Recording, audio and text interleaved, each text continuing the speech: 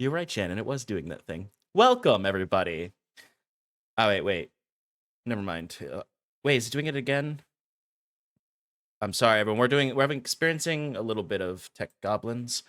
Shannon, can you go to the stream and see and listen to see if they can hear you guys? Did you just hear yourself? Do you hear Bardly?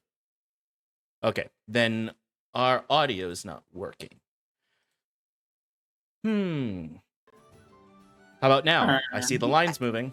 I don't know, man. I don't know. The Bardly that I have open, I can hear. The lines are moving, so I'm assuming it works. Okay, yes. I heard myself. Yes. Okay, cool. All right. Welcome, everybody.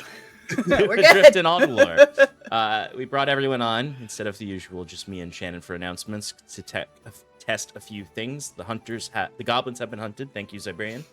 As you can see, Stefan's not with us today. He is on vacation, which is great. He'll be returning not next week, but the week after. We won't be streaming next week because we won't have the full crew. So we're taking a week off. And by that, I mean, we won't have two people. So let's jump into what Shannon usually does. Excuse me, what Bardly, sound? Musicbed. Yes, that first. Our music is licensed through Musicbed.com. We use Bardly to distribute it to each other and you all. And we also occasionally use TabletopAudio, less so than we used to. Shannon. Okay, now it's my Your turn. My turn. Hi, friends. Happy Monday. Welcome. We're so happy you're here, no matter if you're here live, if you're watching on the YouTubes. Welcome. Happy to have you. I don't know what my hands are doing. I'm going to start by talking about some of our partners, our stream partners. And we're going to start with Arcane Spectacles. I got a question for y'all. Do you want to elevate your TTRPG and D&D this gaming setup? Yeah. Well, Mike, showcase your dice. Huh? What? It's not for you? Is that what you said? Yes. Yeah, because your dice rolls are shit. What? Whoa, Oh, no. shots fired. Whoa, pew pew. Because this is all about showcasing your dice collections. Actually, Mike, maybe we should get you one so that your dice rolls improve. Gotta treat them a little nicer, you know?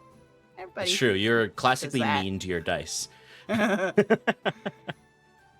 Anyway, showcase your dice collection using Arcane Spectacle's personalized dice display, with options ranging from 1 to 5 shelves, each one custom engraved with the name of your dice set or character. It is the ultimate way to show off your collection.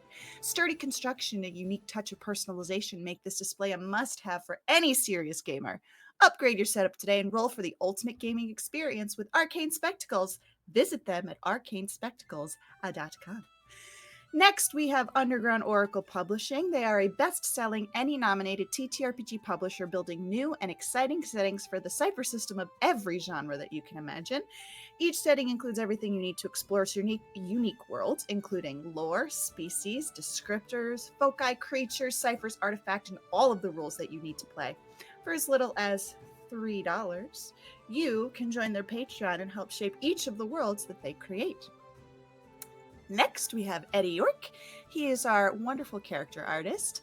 He is an illustrator based in the UK who makes art for games and books and has some commission slots open right now, so get on that. To visit his portfolio and get in contact with him, visit eyorke.com. Last but certainly not least, we have 1985 Games. They create affordable, accessible, high-quality accessories for D&D and other TTRPGs. Sean uses the NPC cards. They're really great. They have a lot of useful information right there at your fingertips so that you can create really dynamic characters just like that. If you would like to purchase those, you can use the code paradiceprod for 10% off your entire order. We would love you forever if you did that. I mean, we love you forever anyway, but do that. We have recaps and VODs on our Discord. Come and join us there if you have not already. You can also join us on Bluesky, here on Twitch, Twitter/X, YouTube, Instagram, and TikTok. Do you need me to keep vamping? You look like you're working just on for 1 second. Okay. How's everybody doing? Gentlemen, how we doing? Pretty good. How are you, Amazing. I'm doing great. Just living the toddler mom life. You know, it's pretty great.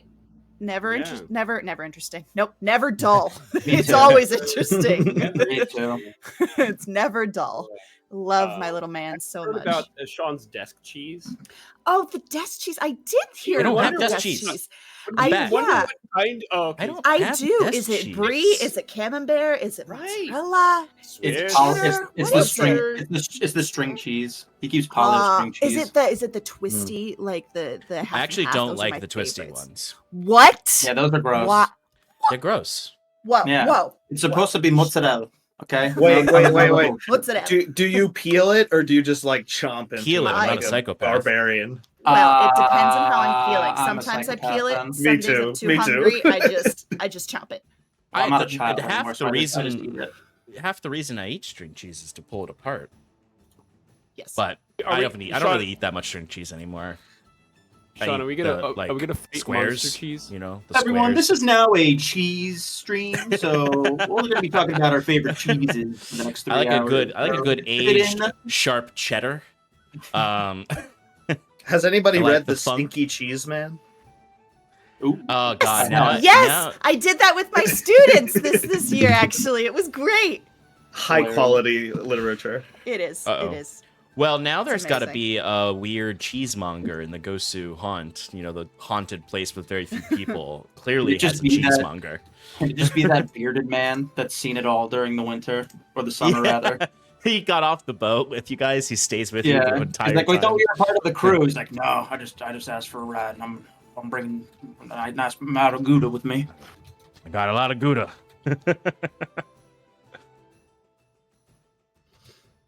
Haha, got you, Shannon. Ah, there it is. I don't remember. Oracle. my Oracle. commands. I But also- went through 3 iterations. Oh, I I did already that did. one. I did that one. Okay. I'm missing one. 1985. We I should got stop it. talking about cheese, though, because Shannon forgets where cheese Oh my comes God. from. It's her least favorite thing. What? Shannon forgets where cheese comes from? Oh. No. You can get the fuck out of here with that. I don't know Michael. what he's insinuating Yeah, there. But no. I'm gonna move on. Absolutely not. It's links, Sean. It's links. Okay, go for it. That one. I'm typing another message at the moment. It's chaos, guys. This is what happens when Stefan goes to Someone's another not here. country. Yep. Yep. Links Ah. with an S. Plural. With his There it name. is. Oh my gosh. Well, everybody, it's time. Oh, Zeal Zaddy, hi. Anyway, I'm getting distracted now. Let's recap.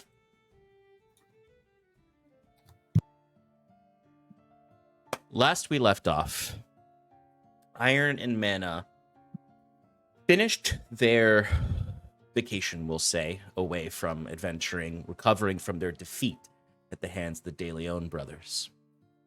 During this time, they learned a little bit about Theon's backstory, particularly of his exile with his adopted brother.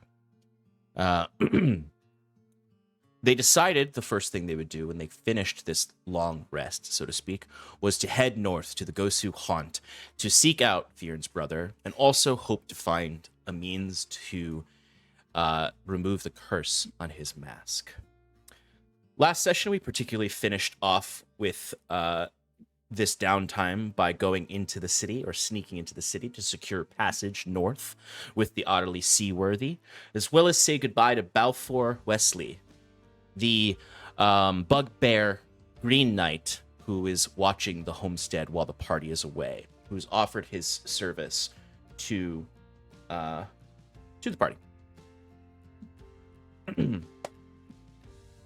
They were able to get their passage with the utterly seaworthy, and on their passage encountered a few rough spots. Particularly, well, this wasn't a rough spot so much as they avoided a rough spot by seeing a little young kraken, we'll say, who was using a ship as a shell of sorts to lure prey in. But the big part of the journey was the Bone Rattler found them. The ship that has essentially vowed revenge upon them for the killing of Captain Hastings, their old captain. They were followed by a storm, and the ghostly ship, or not ghostly, sorry, the Bone Rattler was on course to ram our friends here, and they exhausted all of their resources in trying to escape and were nearly caught by the Bone Rattler were it not for Septimus's genius idea to animate a barrel filled with explosives, which gave it a flying speed, of course, and sent the That's why barrel wouldn't on a trajectory to the Bone Rattler, where the explosion veered it off course, set some of the ship on fire, and essentially kept it from continuing the chase of our friends here. Now, some of them were maybe a little upset by this because particularly Fearn was pretty ready to take on the Bone Rattler. He wanted to end it once and for all. But the party was able to escape and head north. Now, correct me if I'm wrong, but you have... How many days left did I say you had on your journey? Like 5. Like, I think we were like halfway there. I'm pretty sure we were Yeah. already we did there. 6 Like days. maybe a couple hours. We're not a couple hours away. Nah, I would say more than 5. We were more than halfway. Sorry, I so found my think it is tally right. marks. I found my tally marks. We are on the 6th day of the voyage when Yes. the Bone Rattler came upon you. All right. So,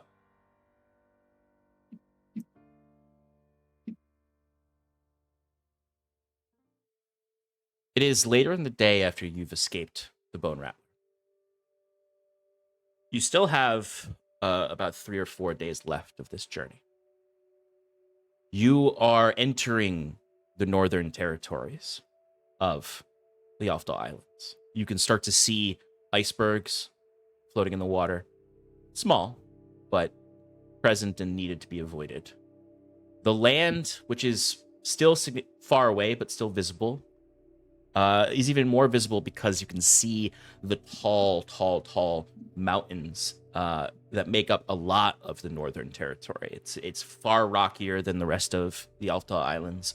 There's not a clean shore. You can see tall cliffs on the edge going up hundreds of feet, and behind it, somewhat enshrouded in fog, is the mountaintops in the distance, all covered in snow. The waters are oddly calmer here, but there is a immediate significant drop in temperature to below freezing, down even further than below freezing into negative Odon territory. Whoa. Even though all of you have cold resistance, you're now like can feel the cold. Even with the cold resistance, you can feel it affecting your body.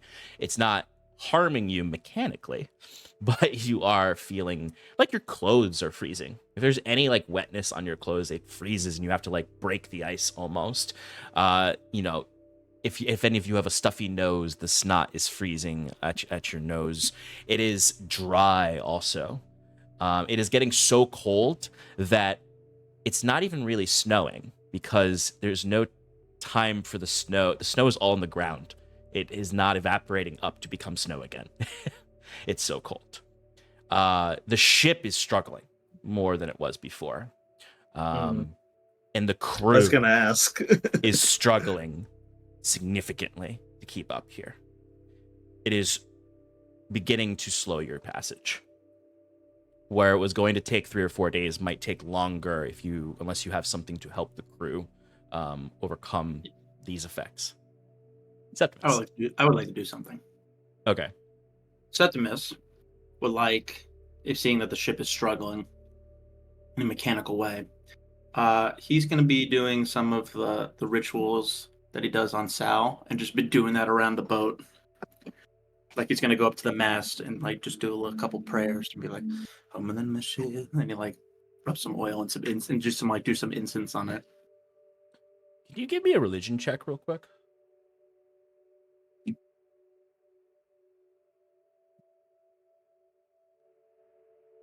$21. There are a few crew members, I'll say with the 21, it's probably about a quarter or maybe a third of the crew members that are curious about what you're doing. This ship's home port is Hyven. So these people know you. They've heard of you. Reputation-wise, there's very few people in Hyven who don't know who Iron and Mana is. And since they've worked directly with you, they probably have even better lore of you. And they understand that Septimus is a monolithic figure within the Aldhalor Islands, a true Machina's Whispers cleric. So, a few of these sailors nervously watch you and get closer and listen to the words you're saying. Others shake their head and walk away. A few actively disdain what you're doing, and you can see give you ugly looks. Some of you even spit onto the deck and walk away, spit instantly freezing. But there are, I'd say, at least a third of these crew members who are fascinated by what you're doing. And equally now fascinated with Sal, too. Who, once again, you notice as you're doing this, is staring off to the west. He is standing at the front of the ship, as close to the edge as he can, looking out to the distance. That third of the crew is somewhat, I'll say, inspired by this and feel more comfortable. They mechanically are still freezing, but they're going to work through that because of the sight of a holy man blessing the ship in some way. Making sure it works properly. Exactly.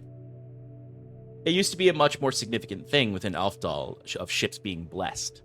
It has fallen out of fashion with the Great Storm that disrupted the area a year and a half ago, but is now something that has helped a few of these lost sailors. What are the rest of you doing? It is getting late on the 6th day.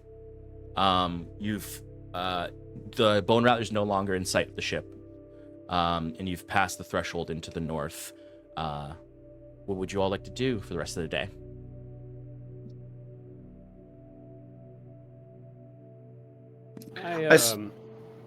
Sorry. I would imagine Bruce would, not be too comfortable with a lot of cold.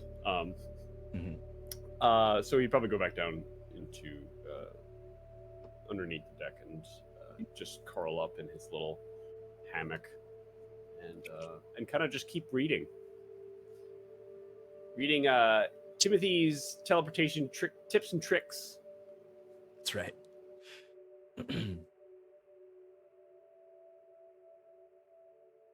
Leave so- Lolly Rock on the crow's nest.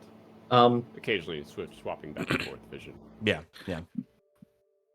Do we have any provisions for the winter? Like, I'm assuming they knew that they were going to be taking this and, like, maybe stocked up on some, like, linens, like some sheep's wool or, maybe animal fat or something like that.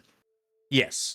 They would not have taken this job without having done some stock ups for a true winter voyage, because winter in the Aldhalor Islands is fairly temperate around Asia, so ships don't always have to take full winter precautions, but anyone attempting to go into the Gosu Haunt waters, which might just simply be because they're sailing around the northern portion of the island to get to the other side, although most people, it's sort of I'd say Sass and Septimus know this. Anyone sailing around the Aldhalor Islands to get to the other side have to choose, basically. Do we either suffer the harsh cold of sailing past the Gosu Haunt, or do we risk sailing past the Zan Isles, where the ships are the most pirate-like and the most likely to attack you and pull you into indentured servitude on their islands? So a lot of people do prepare to go over the north because they're like, we're not risking that. I don't even care. We're not going near the volcano islands where they will attack us. We're gonna shore up, get the supplies, and sail around the northern reaches. So yes, they would have supplies for a winter voyage. Okay.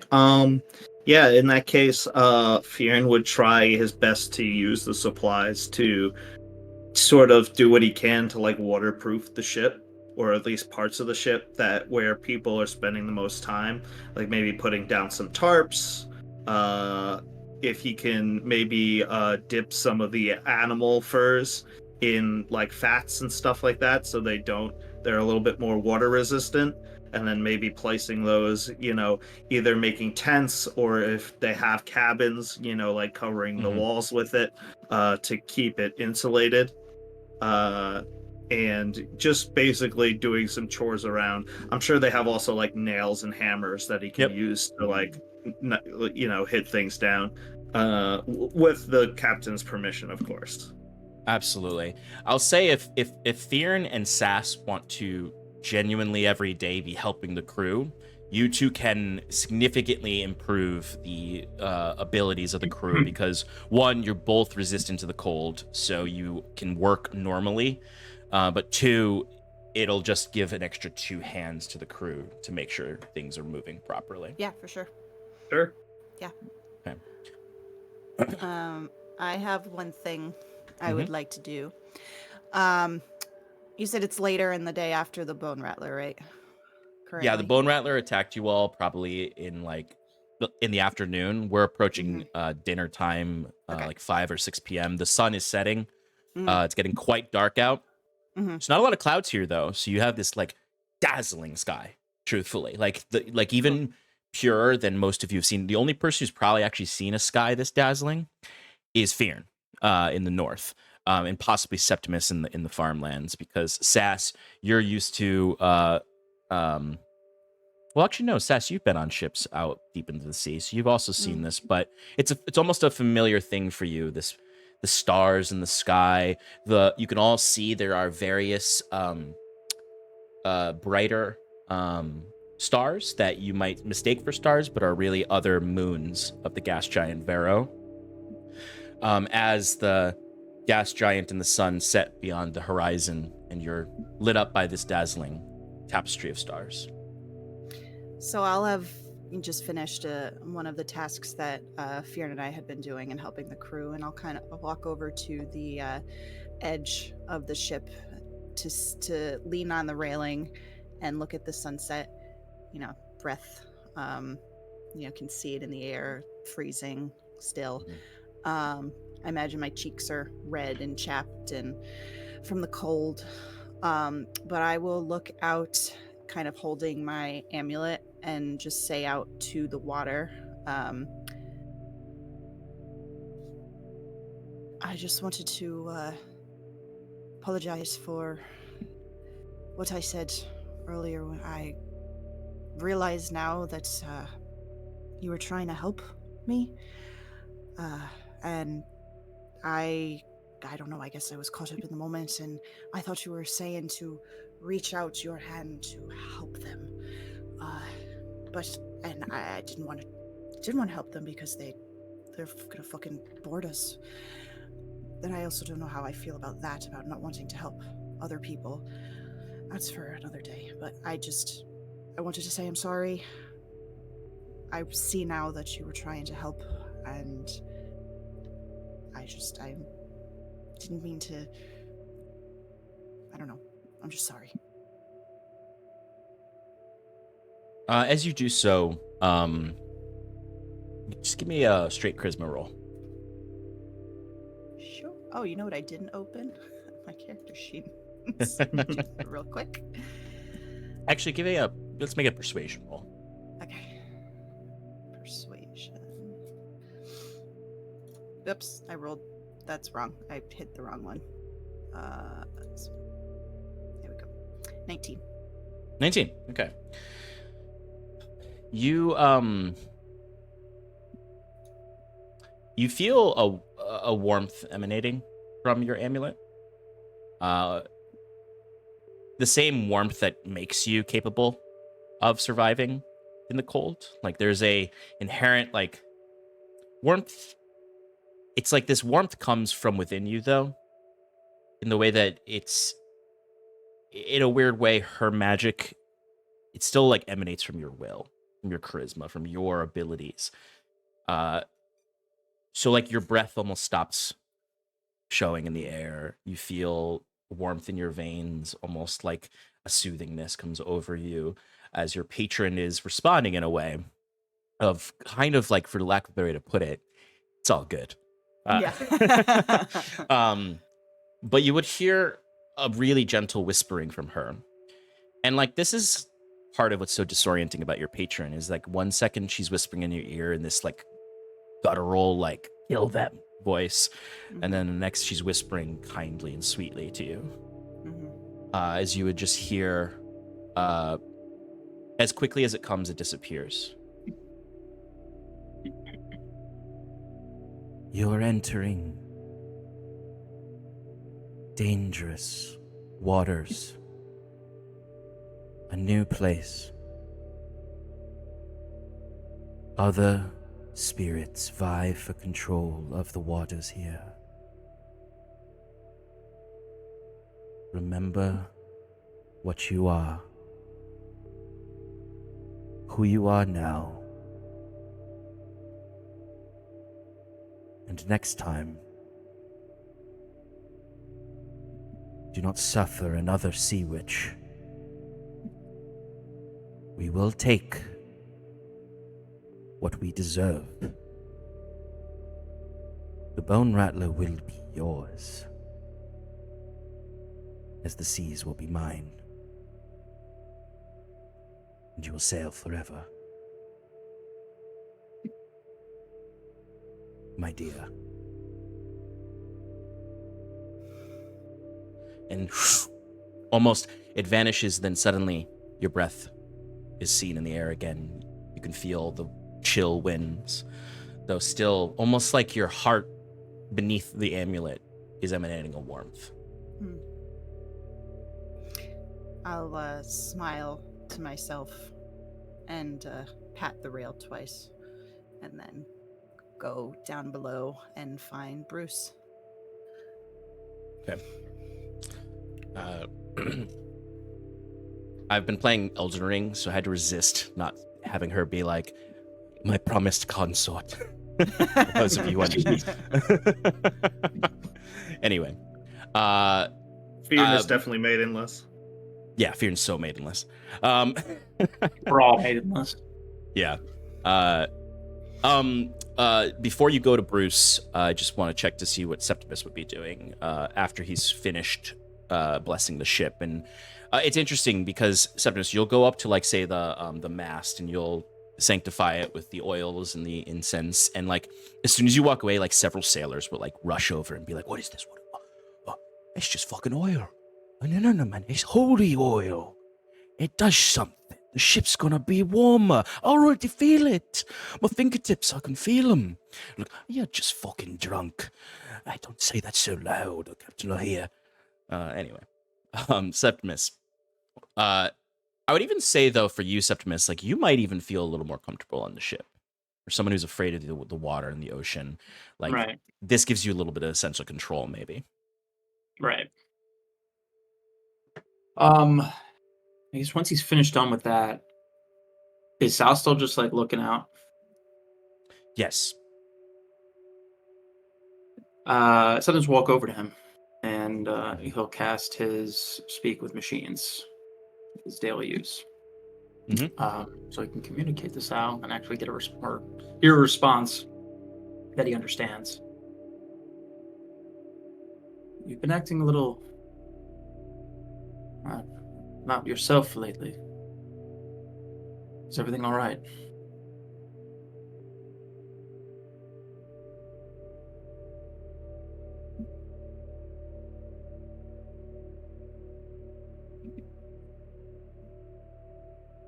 I heard a call from the west.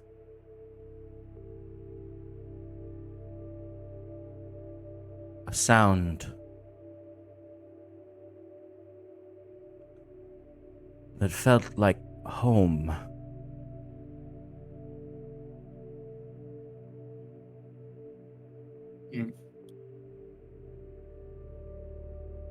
concept I wouldn't have known the definition for had it not been for when we found each other.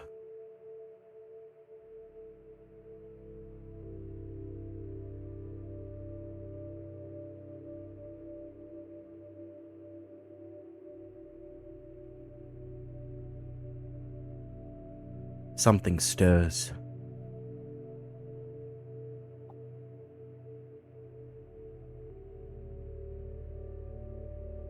I feel a sense of fear that I have not felt before, other than when you passed beyond my sight.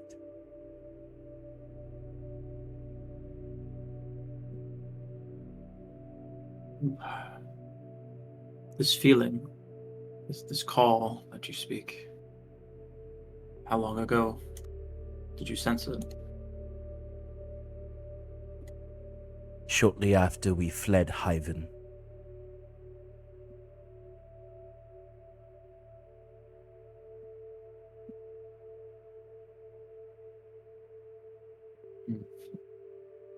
Do you feel you must seek it out, or feel the need to venture forth back towards it? If it is a feeling of home to you, as much as I would be sad, I would not stop you.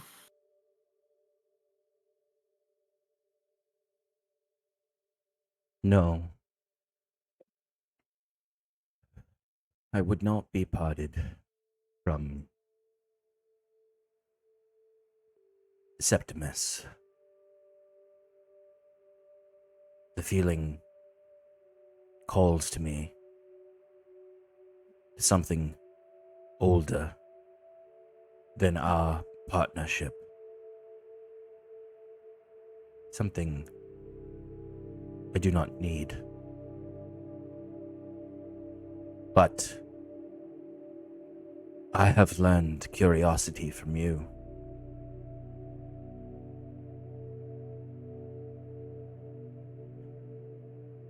So my mind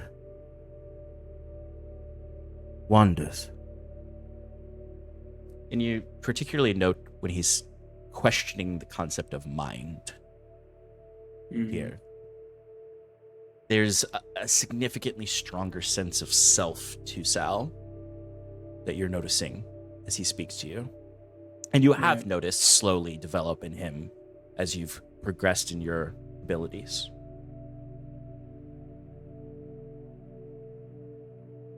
Right. Well,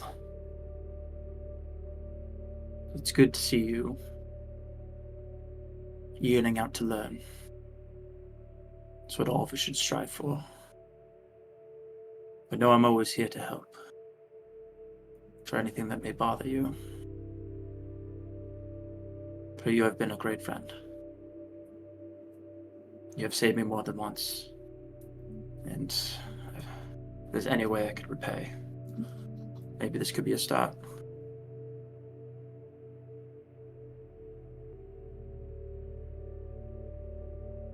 I feel is not the correct word for myself. I learn new things each day. The stronger you get, the stronger I get. And the more I remember lost things. And before that summer day, when my instincts told me to protect a lost child.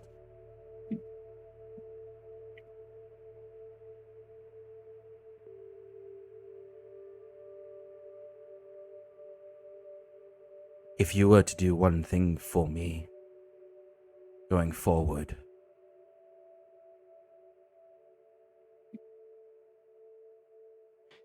And like he reaches his mechanical hand and like rests it on your mechanical arm in like a nonverbal gesture not typical of Sal. Right. A more human communication, or he just says, "Please do not power me down. I don't like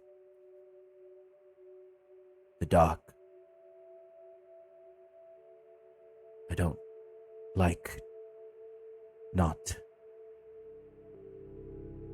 being."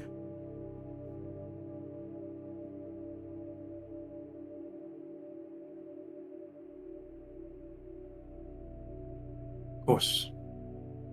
So, I will not ask that of you any longer.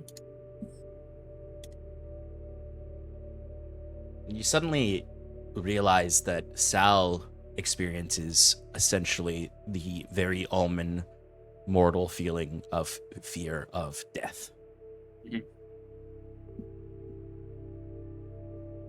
Yep. And that's what this feels like to him when you turn him off, basically.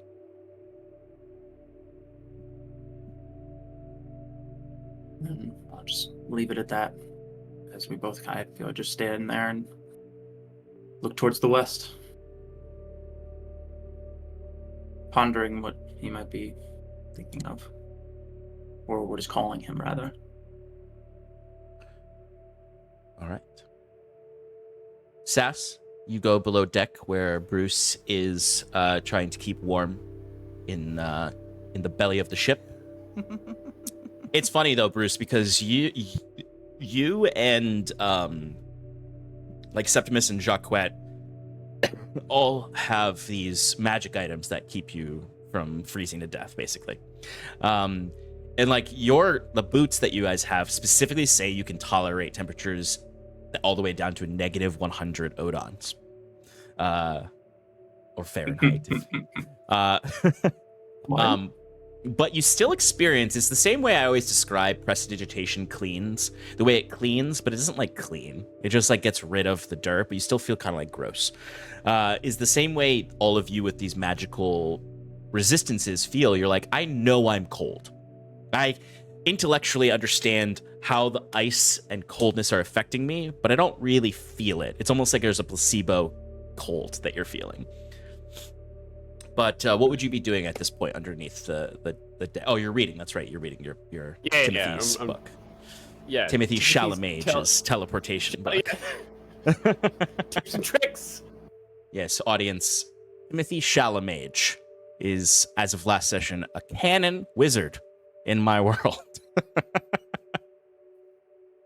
But Sass, you find Bruce, I imagine, starting to burrito himself up while reading a book in his hammock. That's exactly where he is. I meant so like Bruce is like, I mentioned the book is like big enough too, where like Bruce can't really. He's got to get so close to the book. Yeah. For it, because of his vision, he can't really see around him. So he has to like, he can hear that you came down, but he'll be like, he couldn't see you.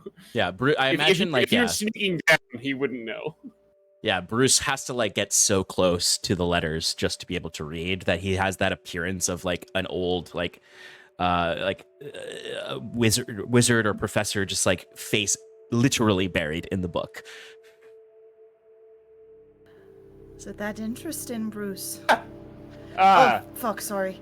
As like Bruce just like hits himself. I should have. Yeah, no, it's some good material. This is a rather famous mage, Timothy Chalamet. I don't know if you've ever heard of him. I haven't, but he's written many books. it's a great name. Yeah, he's an expert in teleportation. So I was reading his more intermediate book. But anyway, Bruce, the last thing you read was about his theories on what's called disintegration of subject, reconstruction of subject, and it's a philosophical section on the exact thing we all talk about with it. It's like, do I die when I teleport and a new me is born on the other side? Yeah, imagine Bruce is like really looking for a distraction past this chapter too. Like, this is a moral quandary he does not want to be. Yeah. How you feeling after contact with the Bone Rattlers again? You know, I'm shaken or rattled. Haha. Sorry, that was It was a good joke. I just was no, not ready for no, it. no, it's stupid. No, it's fine. Yeah, I will actually. I should have been, but I wasn't expecting to run into them. I don't know. I don't know why, but I just forgot about them. We've been so busy with other stuff. It did not even cross my mind. So, kicking myself a little bit for not being aware. Yeah. But I'm glad we succeeded. That was some quick fucking thinking between you and Septimus with that barrel. Yeah, I didn't think it was gonna work a second time, but Jacquette was like, "Hey, let's." But yeah, no, Yeah. good thing No, that Septimus was great. able to. Yeah. I Good. imagine they'll be protected from it the next time we encounter them. Right. You know, they repaired their ship last time relatively quickly. Yeah. I guess. I don't know. There's a lot of magical folk on that ship. Okay. Now, here's the other question, Mm. which I'm kind of worried about. Mm. This crew, after they drop us off, they're going to head back down. Oh. Is there a chance they might run into them again? And we're not going to be there to protect them. Yeah. I mean, Are they really after us? Are they going to attack them if we're not on board? probably not. I mean, they are after us. There is the chance that, they sink the ship to send a message to us, be like, stop fucking with us. I'm not wishing that by any means, but, I didn't even think about that, Bruce. That's a chance. I mean, the ship looked pretty fucked, but like you said, they did repair pretty quickly. Fuck. Yeah, it's just, I don't know, a little worried. Maybe I can have a word with my my necklace and ask for safe passage back for them. It's the best I can do. Do you have to give her something in return? Oh, your patron, is it like, how's your relationship with her? Is it like give and take? Is it? Yeah, I mean, been drinking magical water for her. Yeah, I've seen that. Yeah, although the last time I did it, it was kind of not great. I mean, it tasted like shit, but I mean, it did something wicked to the place I drank it from, and I'm not quite keen to do it again. What did it do? So, I still feel quite bad about it, actually. The temple we went to, the elemental temple? Yeah. So she wanted me to go drink from those pools. It's like, I was riding the high of drinking from the cave, the water in that cliffside cave. So it's like, great, I'll go get a little bit more and protect us, I don't know, be more just ready for this voyage. So I went and I drank, and she made me drink more than I intended to, and it almost leached the life out of the place. You remember how lively and warm and welcoming that place was, yeah? And when I drank it turned it into this cold, unforgiving, just waste almost. And the keeper there was very angry, rightly so. I had no idea that was going to happen because nothing like that happened in the cave above. So I was just expecting to just drink a little and stand a little taller and walk out. But that is not what happened, and I feel awful about it. I don't think you had bad intentions going in, so... No, of course not. And I'm sorry that happened. I guess... did you learn anything from that experience? Like next time, if there's like some sort of sacred pool, not to. Do you think that that pool was? I mean, it sounds like that pool was tied to their beliefs, their religion, their deity. But I guess, what if you run into that again, where you go to another temple and your patrons like drink this water? And I guess I need to ask questions first. But she's... here's another question for you: is are you able to resist it? I haven't when tried. You want to. Yeah, I haven't tried. I mean, I get a splitting headache when I don't obey, so to speak. And Sass, you remember the first time you tried to resist the thirst, that any water but the water turned to sand in your mouth. That's right. And you also, every time you've drank there from her demands,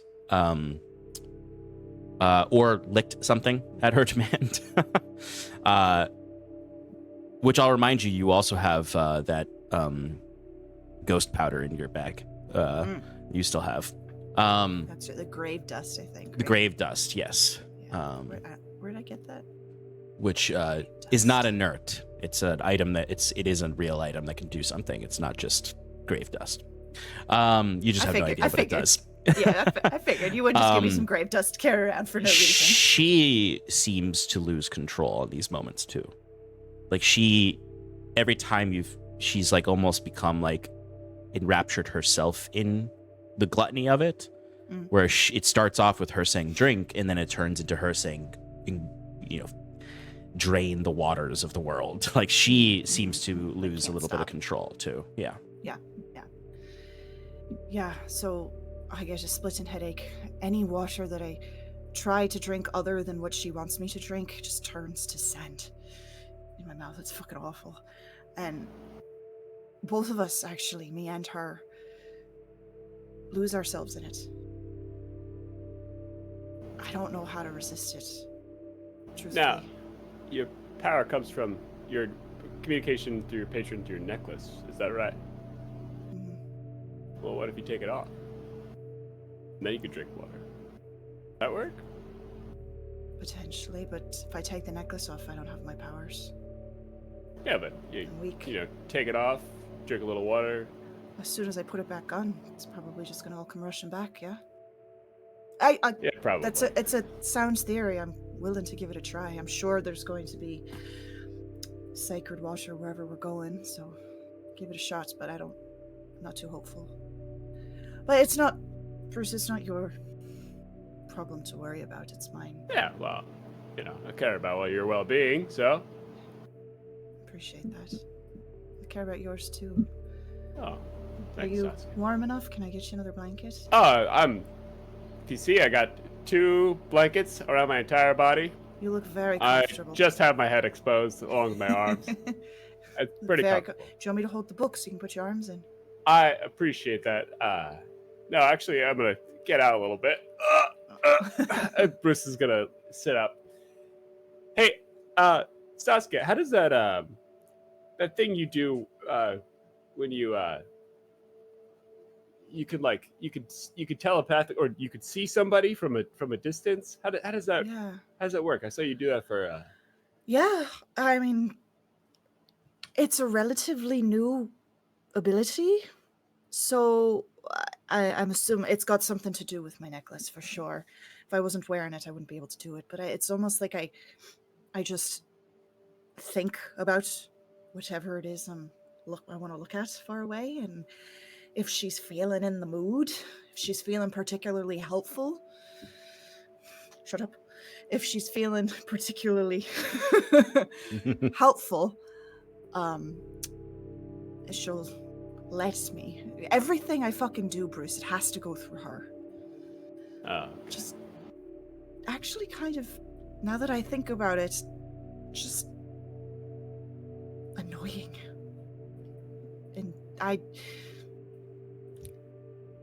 and as before I say the next thing, I'm gonna actually take the necklace off and just hold it. And you, Bruce, you immediately see like a slump. I have to sit when I take it off. Sess, you also instantly feel like your skin is covered in needles as the cold affects you. Oh, yeah. I'll quickly look around for You a okay? blanket or Like something. Bruce, any perspiration on Sess's skin begins to freeze, and she she goes pale. Her lips turn purple pretty quickly. It's almost like a cumulative cold is happening to her. Yeah. Hey, It's fine. hey, hey. I'm gonna put it back on in a second. I'm gonna put it. I think she listens through it. I'm not entirely sure. Fuck, it's cold. I'm not entirely sure that I know what I signed up for when I took this deal. And there's a tiny part of me that wants out. Fuck. Sess, give me a Constitution saving throw right before you put it back on. Yeah. Oh no. Natural 1 for a 3. You have 1 point of exhaustion. Yeah. Okay. So even when I put the necklace back on, Stays. I don't. Yeah. Yeah. I don't get up. Oh, are you okay? Here, take one of these Yeah. blankets. Yeah. Thanks. Bruce is gonna, he's gonna be very careful, but he's gonna take out his makeshift tool, and he's going to just kind of like flint, like trying to make sparks. And at the very end of it, he's going to use his ability to get a cantrip I don't have for 8 hours, and produce flame. For pretty thing. You all right? And Bruce is just gonna hold his tool up, like. Yeah. No. Yes. No. I'll be all right. Good. Thank you. See, it all comes through the necklace. Oh, I'm sorry. I'm sorry you have to carry that burden. Yeah. Well, It's my own fault. are you trying to? Not Bruce is probably trying not to say it out loud. Yeah. Do you want me to look into I mean, I know you alternative? You got other stuff that you're looking at, but if you happen to come across anything, I'd be interested. Yeah, I'll take a peep. I'm always, or try to be in the library pretty often. Yeah, I appreciate that. You were asking about the ability. Is there someone you wanted me to look at? Oh, I was gonna.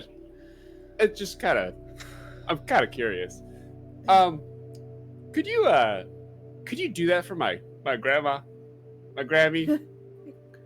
Probably. Here. Do you have some of hers? That makes it Yeah, easier. I got a cookie. You want a cookie? Also, you can eat it afterwards. I'd love a cookie.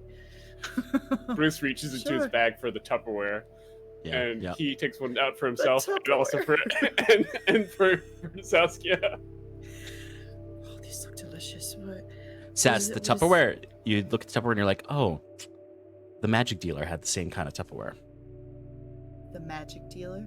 from last session. Oh. Yeah. Yeah. Huh. Interesting. What is it? What do you want me to say to her? Oh, you don't have to say anything. Just check on her. Is she doing all right? All right, I'm not talking to her. Yeah, I'm just checking. That's right. You do that with your pipe, right?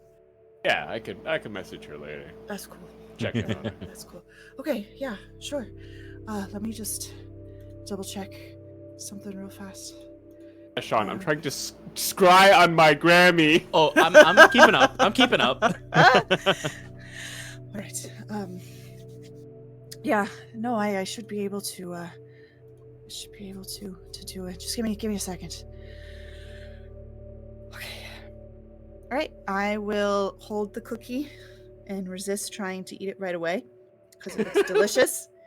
And I will cast Scrying on Bruce's Grammy. Okay. What time of day is it? Wisdom It's 17. nighttime.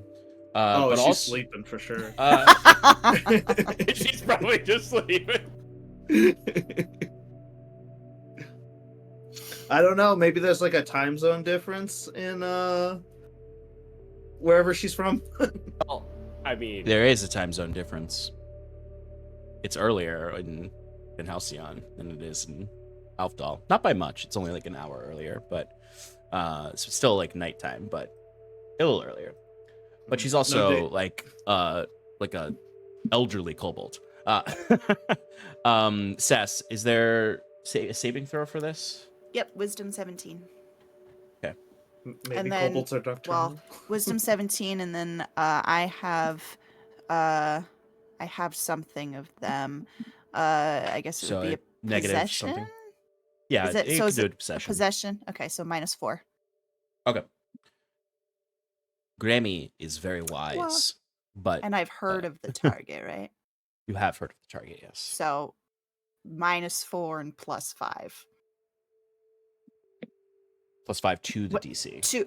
Yes. So now it's a 22, and you -4. Okay, Grammy Voon is gonna have some trouble with this. For as wise as she is, she Yeah. is very wise. Yeah. She's a +4 modifier to her wisdom. She's. Do it's- you have a stat block for Granny? I'm making one currently in my head, and I decided if there's nothing else, she's very wise. Amazing. Yes. Yeah. I mean, she's a grandma. She has to be. Exactly. She is proficient in cooking tools, also. Excellent. She actually has expertise in cooking tools. Yes. Hell yeah. Oh, Granny. No, Granny does not pass. All right. So my eyes will go white, Bruce. Yes, you see her eyes go white. Or ghostly green. I forget what color we established for that. It's sort of a both. It ebbs and flows. There is an aurora that appears around her, stemming from her necklace. Like you've seen her magic in action, but like this is like one of your, second or third time seeing it in a very passive situation where you can almost like your inquisitive mind be like, interesting. So the magic literally emanates from that. But Bruce, give me a little insight check to see if you can discern anything about her magic while she's using it in this way. Ooh, nice job, Bruce. Since Bruce has, You're muted, but this is his Guys his got a jam. 22. Yeah. Nice. this is his jam. Hey, because this is like one of the few times where you can have like a calm observation of her magic Yeah. without the threat of like crab people or monsters or criminals. Don't regret. You at first, Bruce, you're just sort of like that thought comes in like, oh, interesting. So the necklace really is the conduit. And then as she's looking, you can notice there's a tether though that very, very subtle, and you barely notice it. This little golden strand of almost like stars. It almost looks like stars connecting the necklace to Sass's heart. Oh. The magic is both gifted and innate while she's wearing this. It comes from Sass's will, but it is through the conduit of the patron that this will is turned into power. Which you start to think about any knowledge you have of warlocks, and that starts to make sense with the way their magic works. That this patron more so magnifies Sass's innate will into deeper magics. That then through the lens of the patron become power over lightning, storms, water, cold.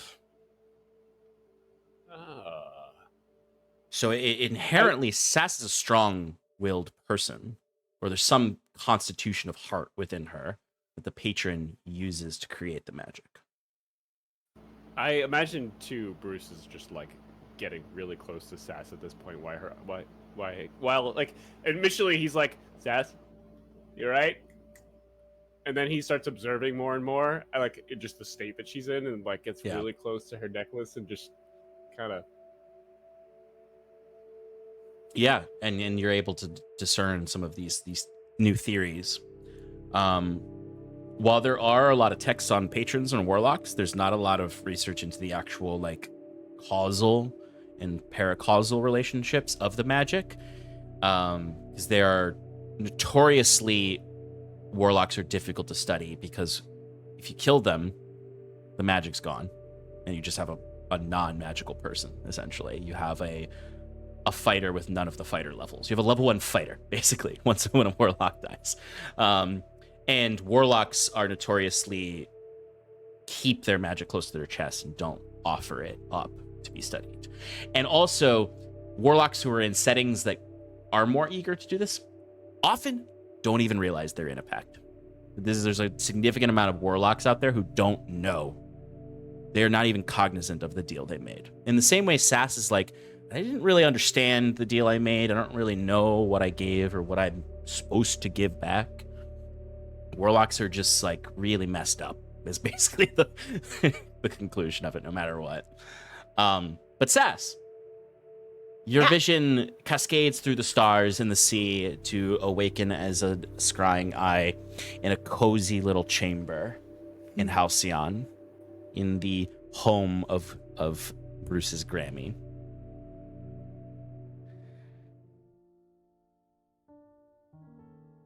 There's a record playing with just some very gentle, jazzy music. Popular amongst the Halcyon citizens is purchasing old, ancient, really, gnomish jazz. Operas? and no, not Cassian operas or Kieran operas. Those are not what I'd say the upper middle class of Halcyon prefers, which is where Grammy economic status would be. The eminent houses themselves, they are very fond and will pay handsome prices for Cassian opera records or cylinders. They're not really records. But you see a little old kobold woman. It's interesting because older Dragonborn and kobolds, they don't have like wrinkles so much as their scales sag a little bit, and you can see they're like off-colored in the way that older humanoid would, mammalian almond would have like white hair or gray hair. Like the color leaves the kobold's scales a little bit. There's a little dryness to it as well. You see like some flakes of scales that are supposed to come off. She's got a few like loose scales on her chin, almost like an older woman might have like some hairs on her chinny chin. But she's sitting in a really lovely chair. Like looks super comfortable, really high back to it. Her legs up on an ottoman. This calm music playing in this, a big hearth in front of her. As you can see some sewing needles that have kind of slipped from her hands as she's staring up at the ceiling, snoring really loudly, asleep in her chair on this night. The room is covered in little tchotchkes, toys, little old wooden toys from when Bruce was a little kobold, like just like little models. She likes to collect little wooden sculptures of various different things. Like there's just some like baby angels in one corner. There's a few clowns, little clown figurines. There's like a plate next to her on a table that has like a half-eaten brownie on it. It's just a really sweet old kobold who fell asleep early while knitting what appears to be a sweater. Please tell me there's a bee on it for Bruce. No, there's no bee on it. And she's just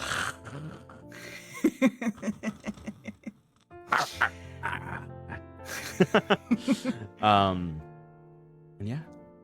Great. You also notice there's pictures in the room. Halcyon is Baby known. Bruce? There's Halcyon has a within the last like few decades a growing industry where people are experimenting with photography. Cool. It takes a long time to take a photo and they're not very clear. But you would see a little photo of baby Bruce in a diaper. with a little toy hammer. Oh, baby Bruce. Awesome. All right, I will let the spell run its course. Just watching Grammy, and compared to the last scrying I did, this is so warm and welcoming and cozy, and nothing bad is happening. So it's lovely. And when the spell ends, I imagine I'll come out of it and I'll see Bruce like right here, be like, "Whoa, Yeah. fuck!" Oh, sorry. Okay, hi. Wow, was I Hey. drooling? And is everything okay? Why are you so close? Oh no, your eyes went white, and I was just Oh. kind of making sure you were right. Yeah, And yeah. then Yeah, your sorry, no. necklace was kind of doing stuff. Oh, yeah. It's very interesting to see. So I was- apologize for getting close. I can't really It's see. okay. Yeah, better. no, that makes sense. I should have warned you that my eyes were gonna do the thing. Yeah. She's safe, Bruce, and she looks so Yeah? cozy.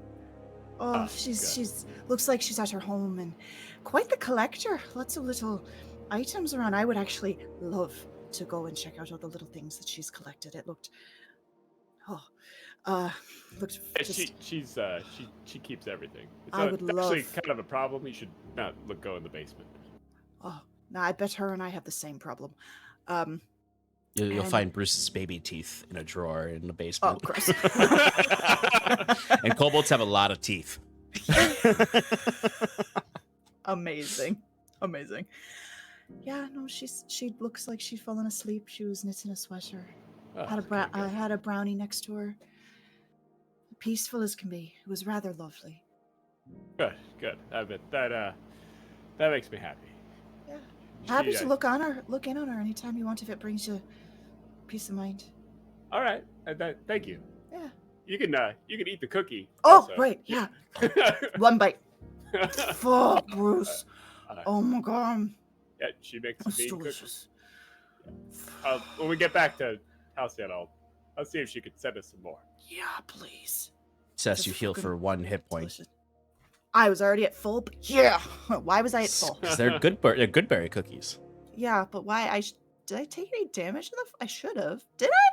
I don't remember. I don't know. There wasn't Anyway, really damage taken by many people. There No. wasn't really fighting. It was more of an existential right. threat than a That's right. HP That's right. threat. It was- yeah. It was like a skill challenge more so than a combat. Yeah. Okay. Does it heal my exhaustion? No, because good berries are No, not that. good berries are not that strong. They're not that strong. But they're grandma cookies. Although if Grammy is able to get some certain ingredients, there is yeah. such thing as Greater restoration cookies. Fuck, yes. Okay, hold on. So when we get to the big bad of the campaign, You just Yeah. put out a Granny's Tupperware. going to make the hero's feast for us. Oh, absolutely. Yeah. Oh, amazing. Thank you for checking in. Of course. Anytime. Thanks for the cookie. And the Welcome. advice and the offer, and just thanks for being a friend, Bruce. I appreciate Yeah. it. You too, Sass. In your own quirky way. I love it. I'm glad someone does. All right. So, the day is coming to an end. You can find your rest. You can find your hammocks. Fearn, you're out on the deck helping out with the ship with the some last things before maybe you retire for the night. Yeah, I imagine he's gonna take first watch, and he's been not on edge, but constantly diligent with searching for, looking out at the sea to see if we're being chased, even keeping an eye open for wildlife to see if he could do some hunting.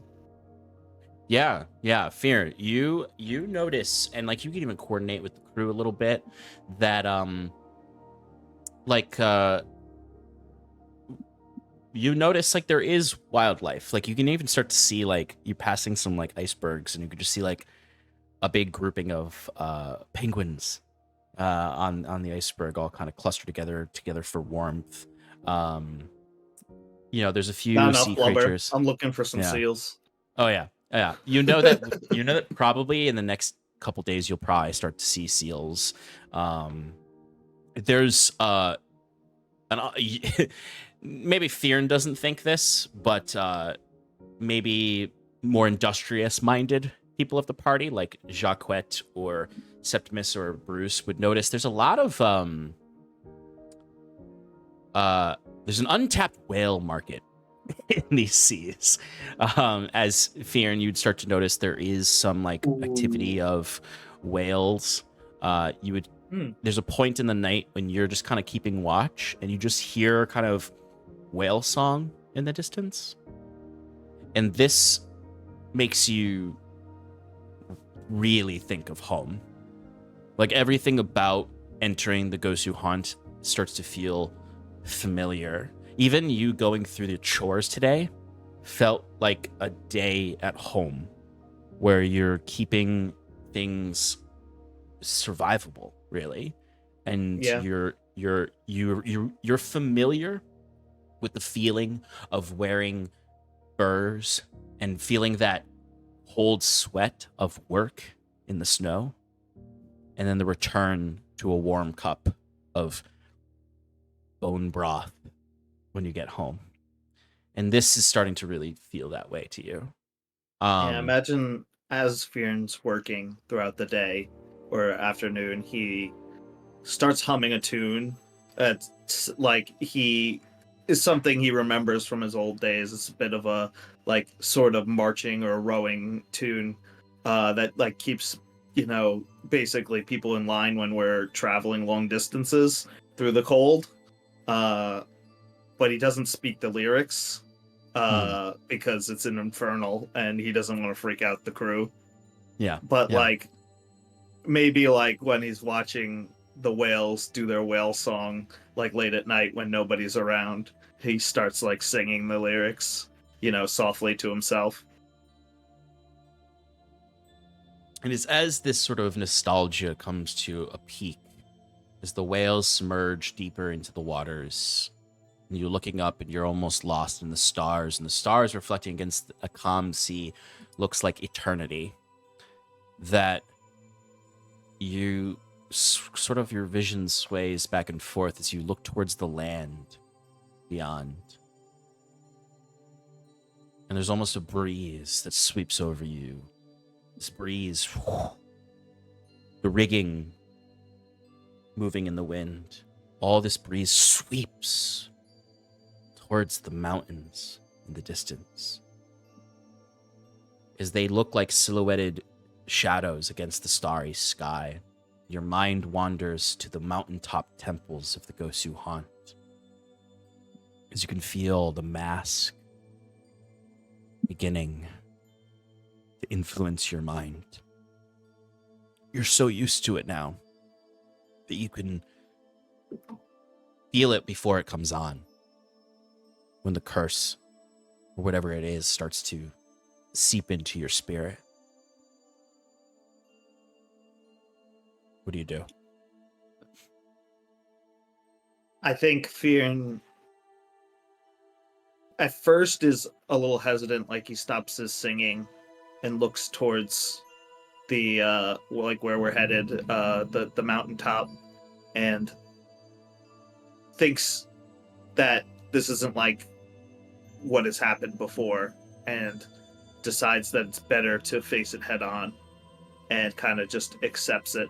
Like he closes his eyes and like almost tries to drift to sleep a little, but like, you know, he knows he's not going to fall asleep, but like tries to meditate a little bit, like become one, you know, so that way he can maybe just like slightly give in to this feeling and see if he can, you know, conjure up something. Excellent. Give me a wisdom saving throw with advantage. Cool.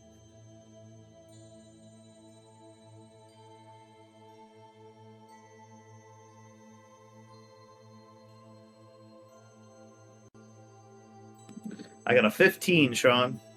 15. Okay. So you begin to sort of meditate and sort of drift in this near sleep state. And as you close your eyes, you get flashes of the images of the temple on the mountain that you ascended the steps of. And then for a brief instant, you almost feel an out-of-body experience where your spirit has ascended the steps to that place of respite you last saw when you last had a full dream. And you suddenly sort of feel, even though you're really just sitting on a barrel against the railing of the ship, in your mind's eye, you're sitting by the hearth of the respite temple with that figure in the black robes with the blue glowing eyes and the beard and the staff sitting across from you. As you see him pouring cups of tea and hands one over to you.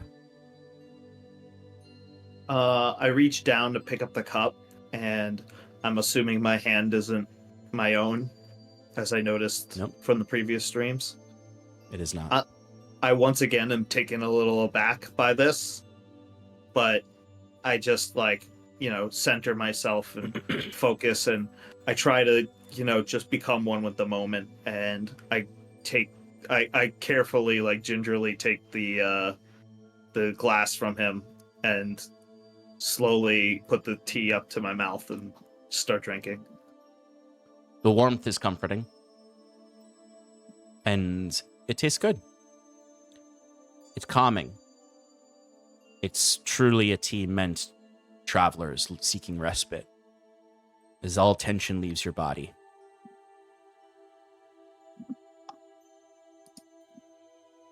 I open my eyes and look up at this figure, and I quietly, I put down the tea, but I'm unsure what to say, afraid that, it might cause some sort of, issue with the event. I don't say anything. I just quietly, put the tea down and start staring at him and wait for him to say anything.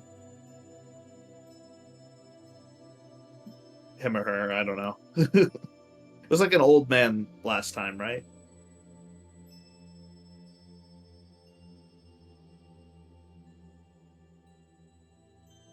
Welcome. You bear a responsibility.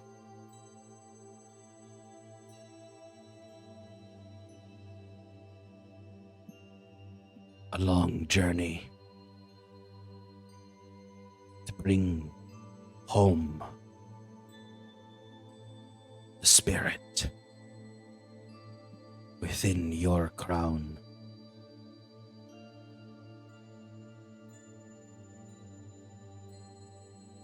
Many have made such a journey.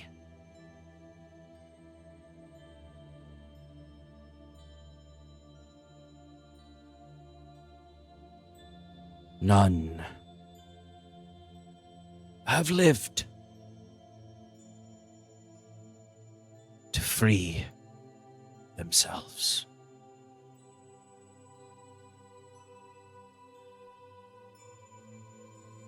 A regrettable and sorrowful part of the hallowing and blessing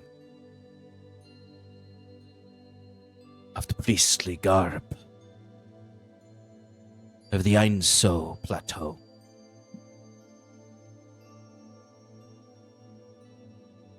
You've taken your first steps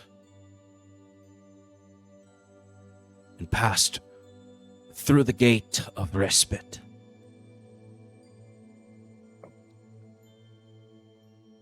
And he who wore this mask before ye, his spirit, can guide you like your own now. Each step as if passing through a memory. Bring him home so he can rest finally. And with great effort and will, perhaps ye too will one day rest.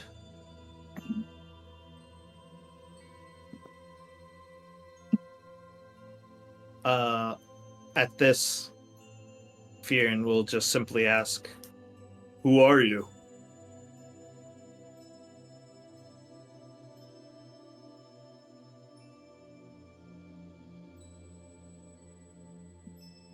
The entity sips from their own tea. And as their hands come away from their hidden face, you can see the light capturing a toothy grin.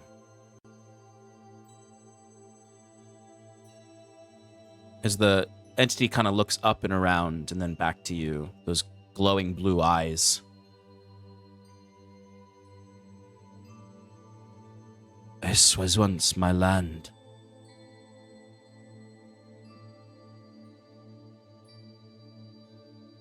This was once my home.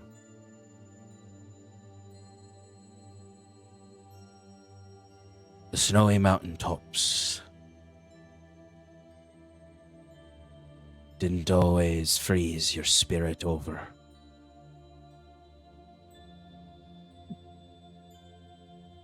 But I was betrayed.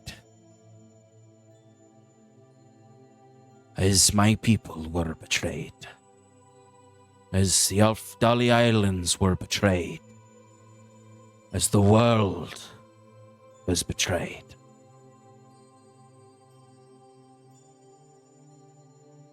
Through the meddling of wayward spirits and wayward leaders.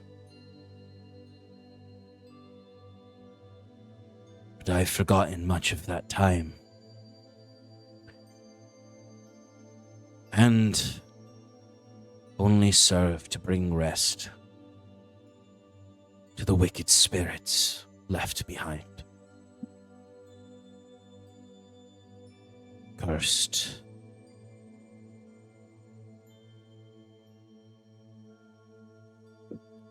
Cursed by the meddling of those who sought power.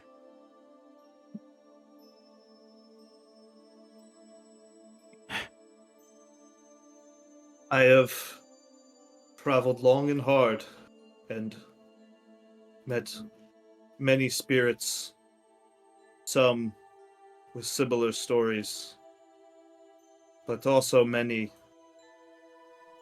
that seek power and wish to control other spirits. How do I know what you're saying is true? That if I seek the towers, I will find salvation.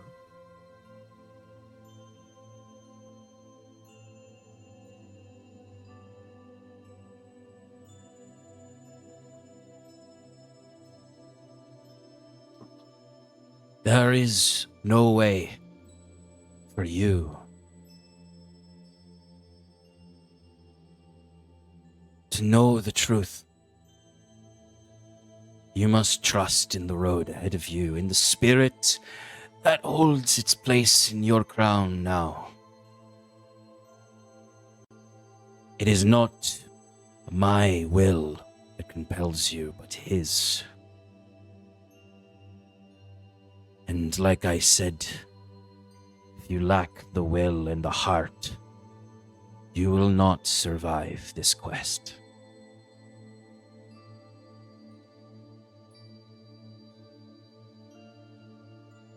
I appreciate what you've said. Although cryptic, it sounds as though you wish me to succeed. I thank you for that. I am here to calm your spirit and prepare it. You see the old hand gestures towards a new set of stairs, like the ones you traversed before. For the further journey to the tops of the mountain, where your spirit or his will rest for eternity.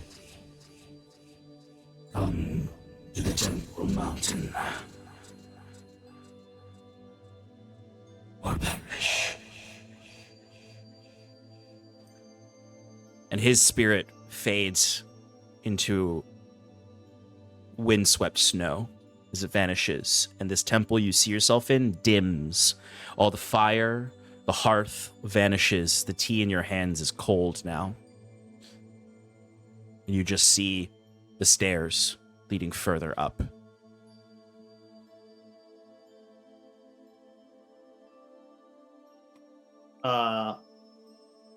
I curse to myself, under my breath, and I get up and I knock the tea over, and I just head towards the next path in the fever state that I'm in to proceed.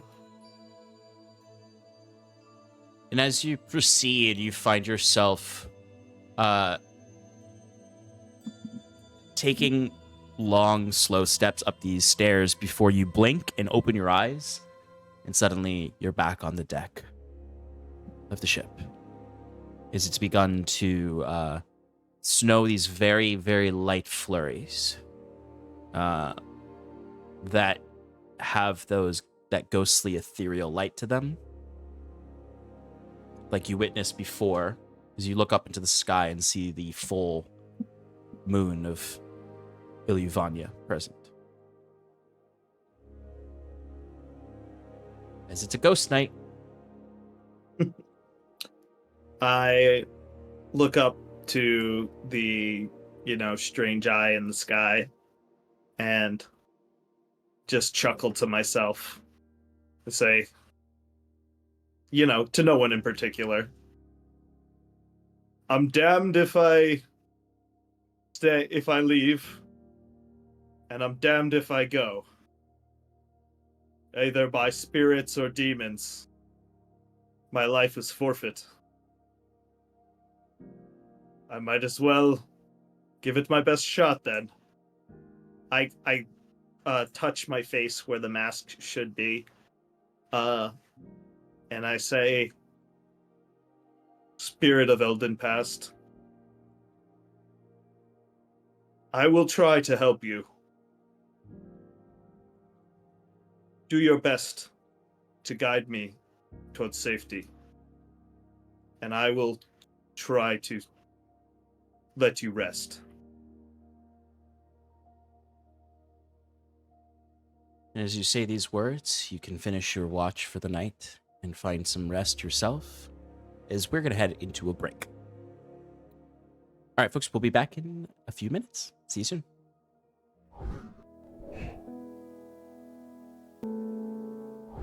Welcome back to Adrift in Aldhalor. Our heroes had a bit of a calmer moment than the traveling has been, as they have another 3 or 4 days at sea. But we learned a little bit about Sass's patron. We learned a little bit about Grammy, Bruce's Grammy. Septimus got to stretch his cleric muscles and also learned a little bit more about Sal. And Fearn learned a little bit more about the curse, so to speak, that is within his mask, which really seems to just be a restless spirit. And Jacquette has been getting drunk on wine this whole time and is gambling with the crew. And he lost 300 silver. Yeah, actually, in sucks. fact, I think he lost the entire profit from that magic item sale. Oh no! Because he had to hold, because somebody had to hold on to it. I mean, the money's still on the ship. You can win it back. True. Yeah, you can easily just threaten the sailor that won. No. But the night goes on with little disturbance, as it's a clear night, stars abound, glittering snow from a ghost night, a strange eye in the sky, as you have entered into the Gosu Haunt waters. The next day, the next morning comes rather quickly. Can someone roll me a d20? Oh boy. No. I'll do it. 17, Sean. 17. We're so good at sailing. That means the day goes with little trouble when it comes to sailing. Fionn and Sess are able to basically pick up the slack for the freezing sailors. And your help and Fionn's sort of winterizing of the ship has made things move rather quickly on this day. There's little to no issues. And Septimus' faith. And of course, Septimus' faith.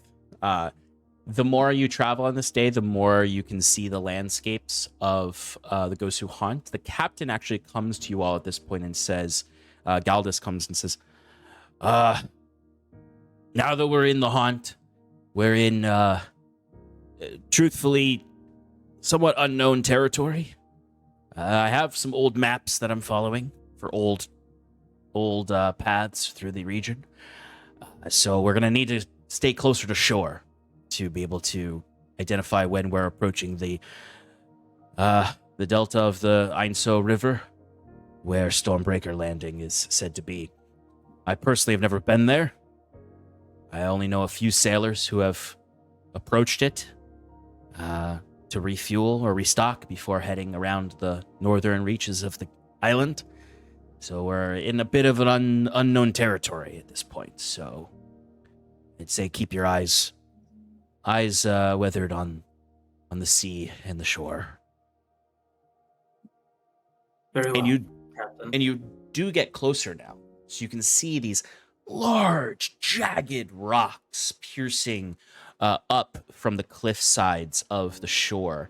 This very thin sandbar that is the shore at the base of these cliffs, and the vast snow-covered mountains piercing the skies of this region. As you pass through these frigid, dark waters on this day, avoiding icebergs and jagged rocks all day. There's points when you come really close, so close that you can even like reach your hand out and almost touch some of these rocky outcroppings or frozen, really like vibrantly blue ice patches. As the ship does require a few times for people to get out front with these long poles to break up ice in front of it, as this is not a fully geared ice-breaking ship. There's a few areas where you... Eldritch Blast too. Mm-hmm. Yeah, I was gonna say I could use my my mace and shoot, big rocks at the ice things and break them up before they even get close to the ship. Yeah, I'll say that Sass and Fionn can help keep that from delaying you too much. But the day goes without any issues. Can someone roll me a d20 for the next day? Me.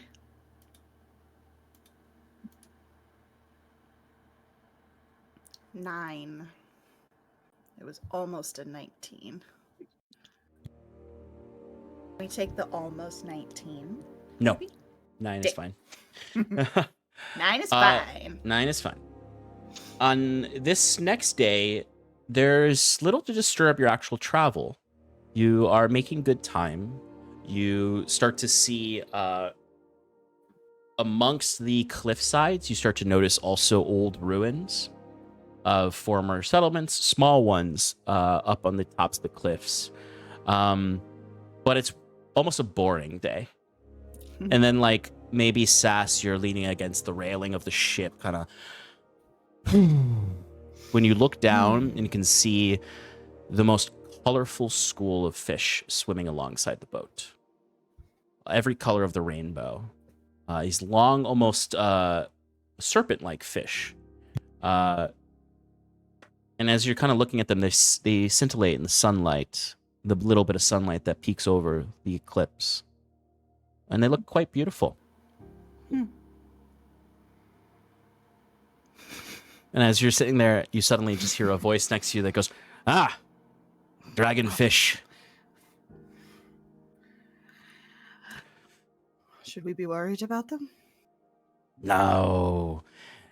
But don't catch any and eat them. Stories say they're highly hallucinogenic.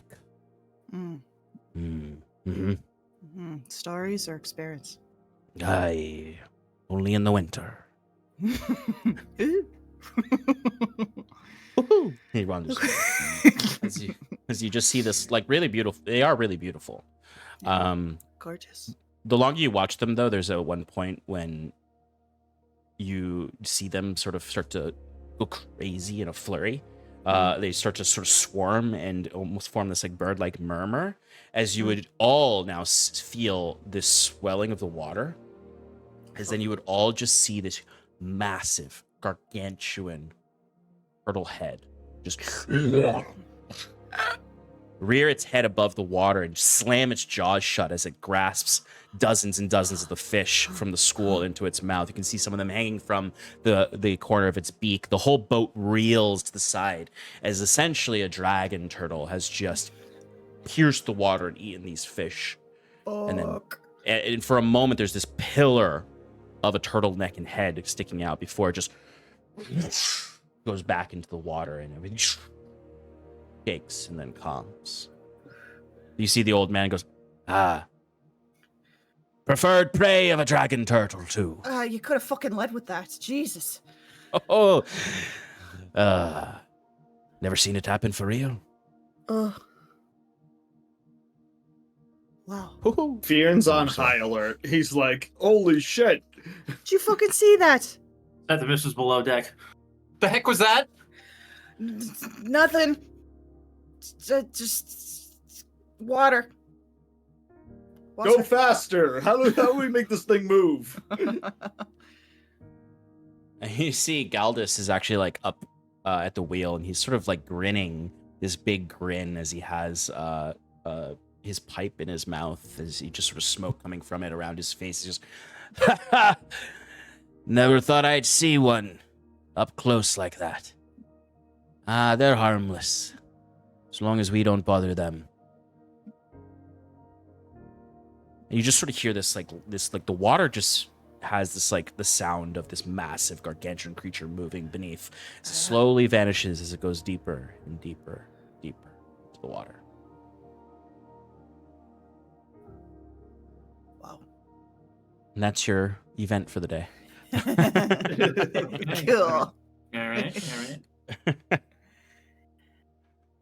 The further along you get, though, into the Gosu Haunt, that you start to notice there's a lot more fog in the area and a lot of like ruins.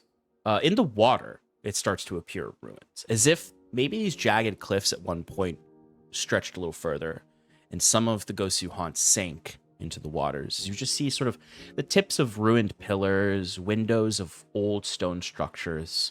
You might even look into the water and on a clearer day be able to see a little bit like the rooftops deep in the water. But it's mostly dark, the water, as little light pierces through it. Can I get our final D20 roll? I got it, guys. Don't worry. What could go wrong? Come on, Seppi. 11. All right. Not bad. Not bad. Not bad. Not bad at all. Septimus, this is one of the few days that you're like, I can do it. I'm going to go onto the top of the deck. And I'm going to, maybe do another blessing on the ship, whatever it is. But you're the first person to notice in the water. Then this day, the fog is so thick that the ship has to move pretty slowly to make sure it doesn't collide with anything, or that there's enough time to not collide with anything. It's a day where Sass and Fearn are probably on high alert to break up ice flows, and the crew is really tense. And Septimus, you notice coming out of the fog is what looks like a person floating on a plank of wood. Like What do you they do? looked in distress. You're not sure if they're dead, alive. They don't seem conscious if they are alive. They are floating on this wood, in this frigid ice water.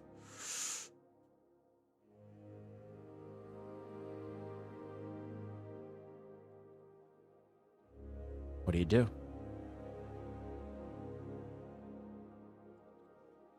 He would shout out to the captain and say, "There's a man overboard. It's a body that's in the water." Sass and Fearn, you would hear this on deck as well. Yep, I would run over to that side of the deck and take a look. Yeah, same.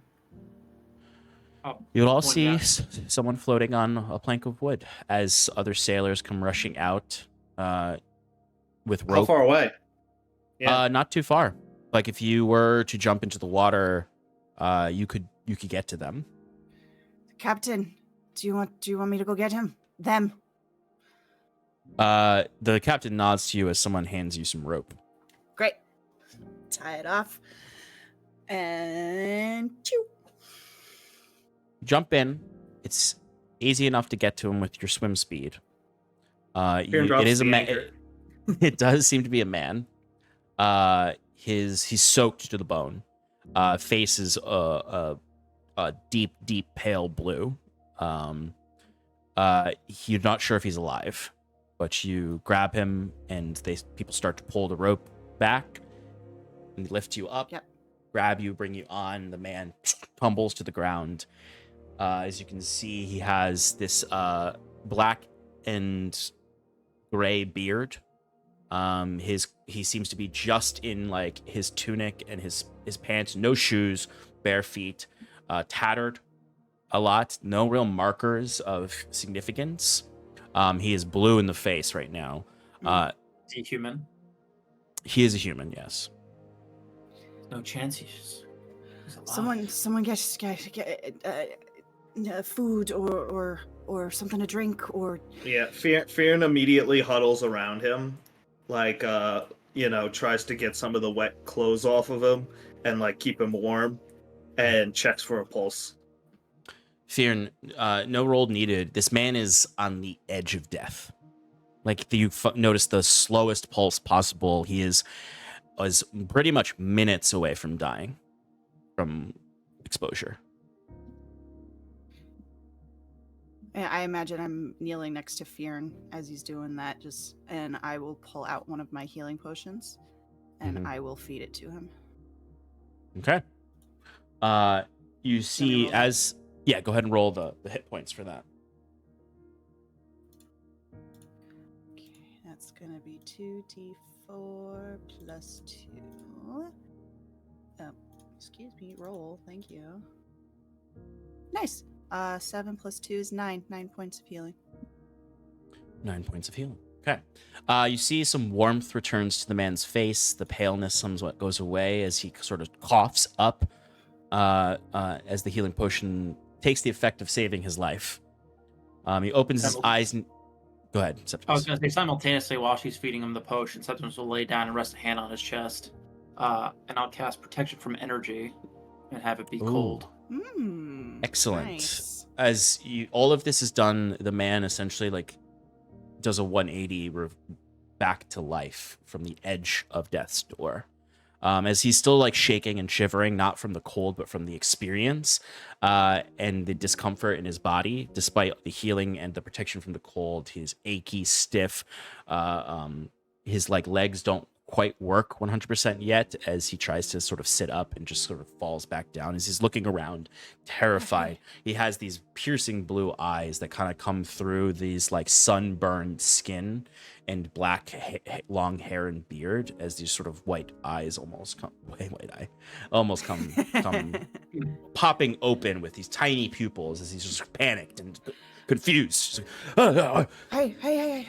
Relax. What am I? Wrap a blanket around him. Hey, you're safe. You're on a ship. We're in the north. In Gosu Haunt, you were almost fucking dead, actually. We're trying to warm you up as best we can. What happened to you? Just breathe. Just breathe for a minute.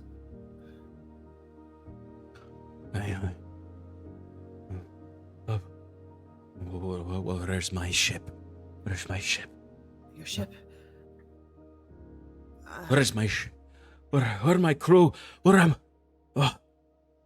Gosu Haunt. Were you trying to sail these waters? Seems like a stupid question, I know, but... We are set for the Stormbreaker land. That's where we're going, isn't it? I'd say to the group. Yes. Yep.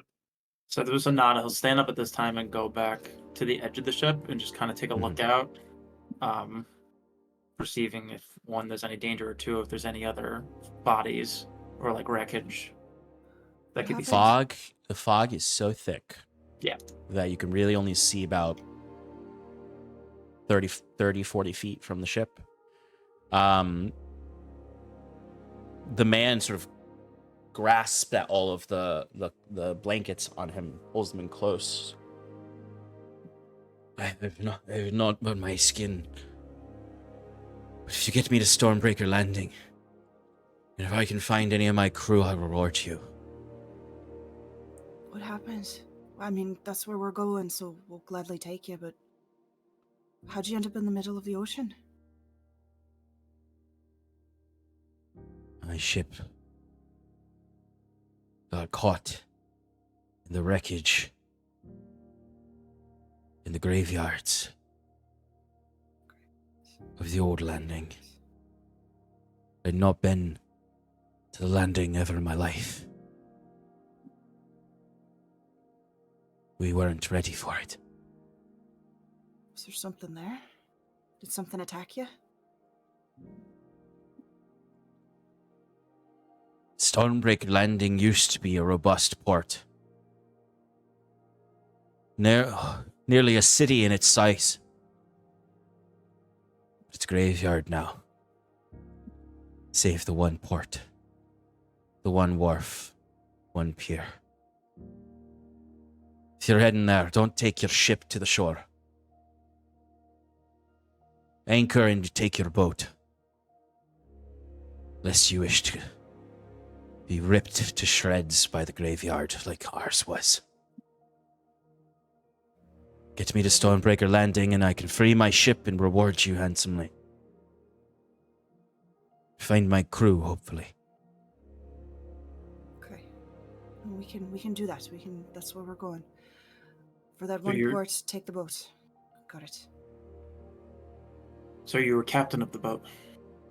Aye. What's your name? Altheon. Captain Altheon. And the name of your ship?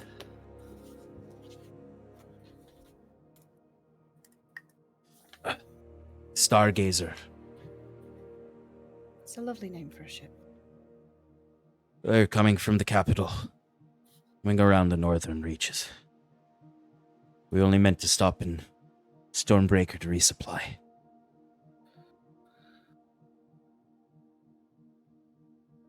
Right. And you see exhaustion comes over him as his body catches up with the healing. Yeah. Take him below deck. Let him rest. Yeah. How far out are we from Stonebreaker? A day. Be there at sunset tomorrow. It looks like we can't port the ship in the landing. We'll have to anchor where it's safe. And you lot will have to take one of the rowboats with one of my men. It's Captain Galdus now. Yeah. Imagine they bring him down and Bruce's like, who's that? Survivor of a wreck.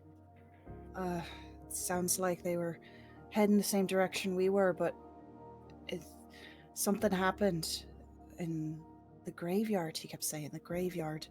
And he said that we need to, there's only one safe place to land in Stormbreaker Landing, but we can't take the boat, the ship in. We can't make ports there. We have to take the rowboats in. So something happened. Okay. All right, good to know. Thanks, Saskia. As Bruce just goes right back to his book.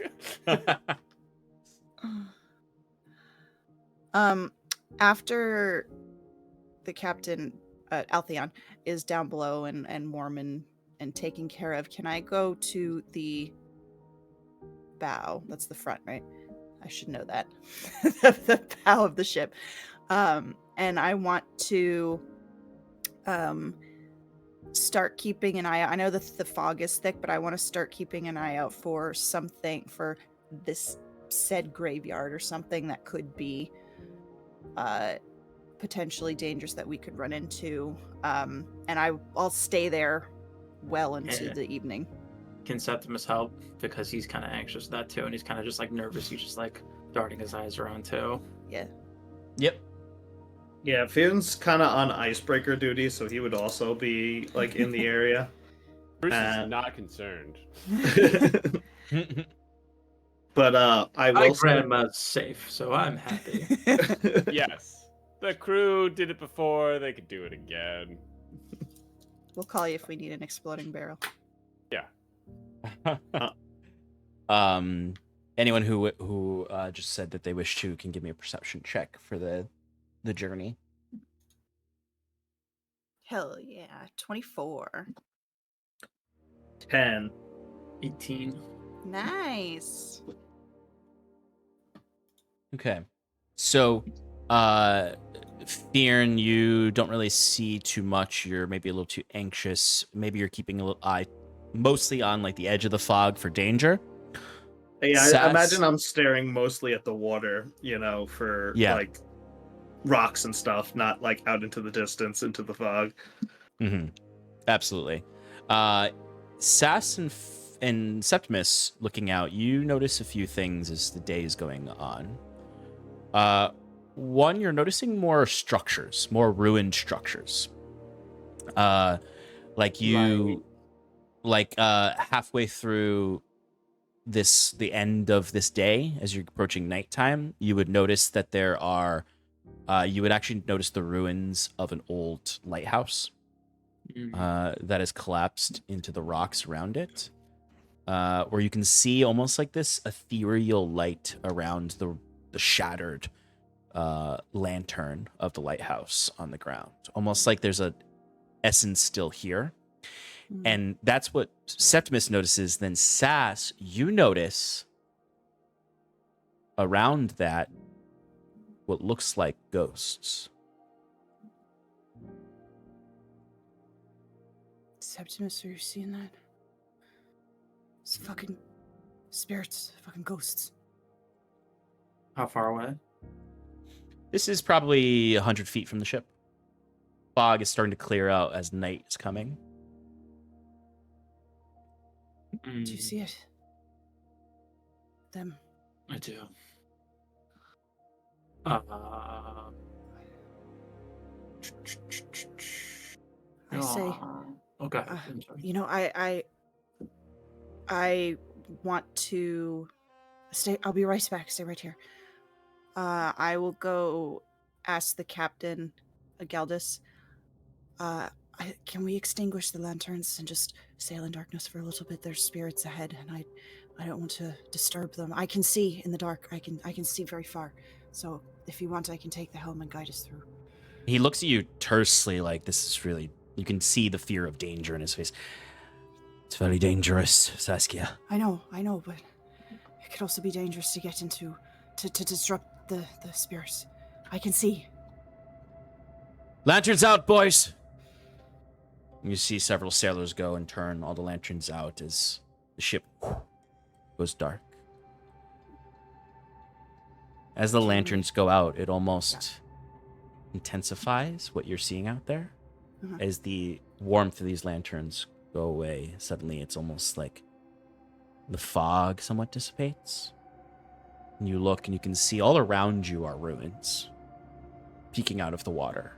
Rooftops of towers with old, overgrown, with wiry roots with no leaves. These rooftops, these shingles. And everywhere are just ghosts. Don't touch them. Don't speak to them. Do they look dangerous? Some of them are just floating above the water, their heads sort of tilted. Almost looks like they're hanging from rope as they just sort of float. Looks of pain on their faces. Are they above the water or below the water? Both. Like, you now look at the water and you can see under the water where is like the city that was once here are ghosts walking streets of the city. Major magic happened here of elves and orcs. Bruce, below deck, you're like, I imagine you're reading, and every now and then you look across to the captain, who's just sort of shivering with those piercing eyes as he's just rocking. Hey, Captain, are you alright? As you feel the cold. Oh, I curled up in my blankets. You should... The cold There's of some the over there in the touch of corner. the spectral city. I'm sorry, what are you talking about? We've entered the old landing. We've entered the graveyard. Don't you feel What? it? Don't you feel it? Do I? As he's saying this, you do start to feel an otherworldly coldness. Huh. At this moment, Bruce then knows, or he's gonna switch to Lollyrock, who I imagine is just like hanging out by the crow's nest still. Yeah, I imagine there's a sailor in the crow's nest, and then suddenly he just hears chirp, chirp, as this bird just comes alive. He's got Look like just a little rock before, you know. Sure. as you would see now, Bruce, this like ruins of a city that once like was all along this coastline, and these ghosts. This Bruce then goes upstairs to the deck. And what are we doing? Just looks Bruce, just watch respectfully. Don't do anything. Just observe. Sean, how wide is the ship? The ship's like probably 40 feet wide. Okay. I'm thinking of like perhaps like casting I don't know if there's any parts of the ship that are lit up, or like the inside of the ship might have lanterns on or something like that, like any sort of light that ekes through. Mhm. I Yeah, wanna, everything like, on deck has been turned off. The inside of the ship may still have some lanterns on. right. If there's any like windows or portcullises, I'm gonna like cast darkness. Like, I guess I can't do it on a moving thing, right? It would have to be a location, so never mind. No, you can attach it to an item, and as that item moves, it would stay with it. So if you cast it on like a part of the ship, it would stay with the ship. Okay. Like if you so literally, if you cast like on one of the lanterns, it would stay on that lantern. I think I'm gonna just like, I mean, the spears are all around us, right? Yeah. So I'm just gonna hold off. I don't know if this is the best idea. It's at this point that you would all see in the distance, like pretty far away, like because you still have a day, almost a full day's journey to it, but you can see it now in the distance. Just this tiny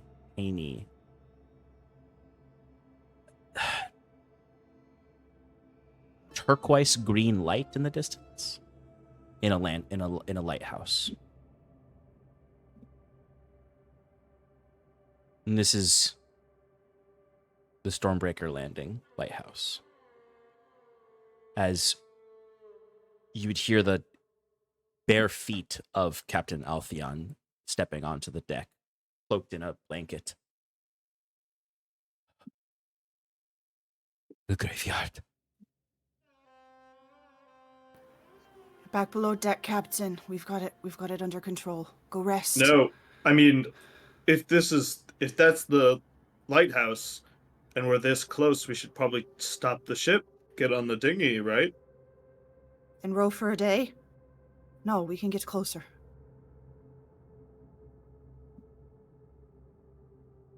It's as you're saying this, like you start to see these ghosts are like moving through the sails above. You just hear these low, like, groans from them, mingled with whispers.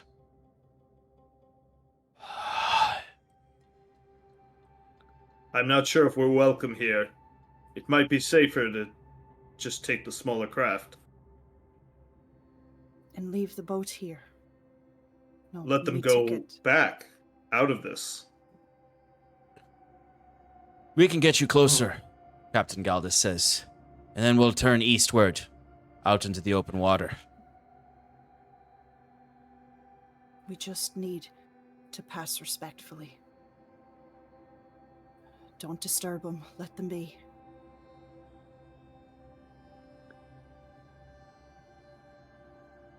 Very well. The crew will get frustrated if we stay in the dark for too long, though. We have to. They can fucking deal. I'm just saying, we have to travel slow and carefully.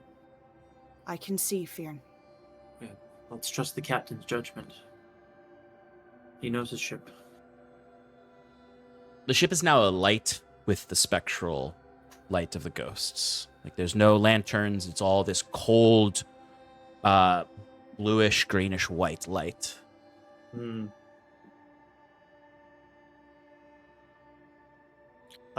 Fearn puts his mask on. Doesn't do anything with it, but it's just like, just in case something happens, he wants to, be ready to intimidate or, react quickly.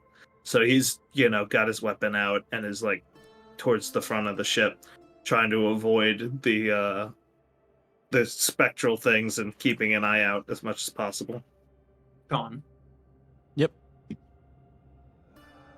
If you were to cast something, and it says to cast it on a surface, would the deck of the boat be considered a surface? Yes. Okay.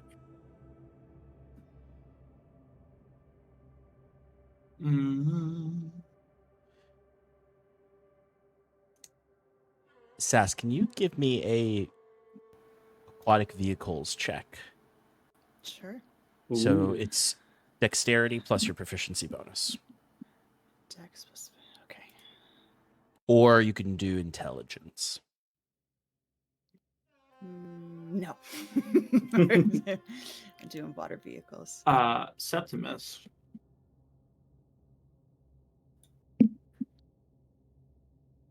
Yes. Seppi? Septimus will begin channeling and casting magic circle on the deck of the boat. Ooh. In a spot on the on the front on the deck of the boat.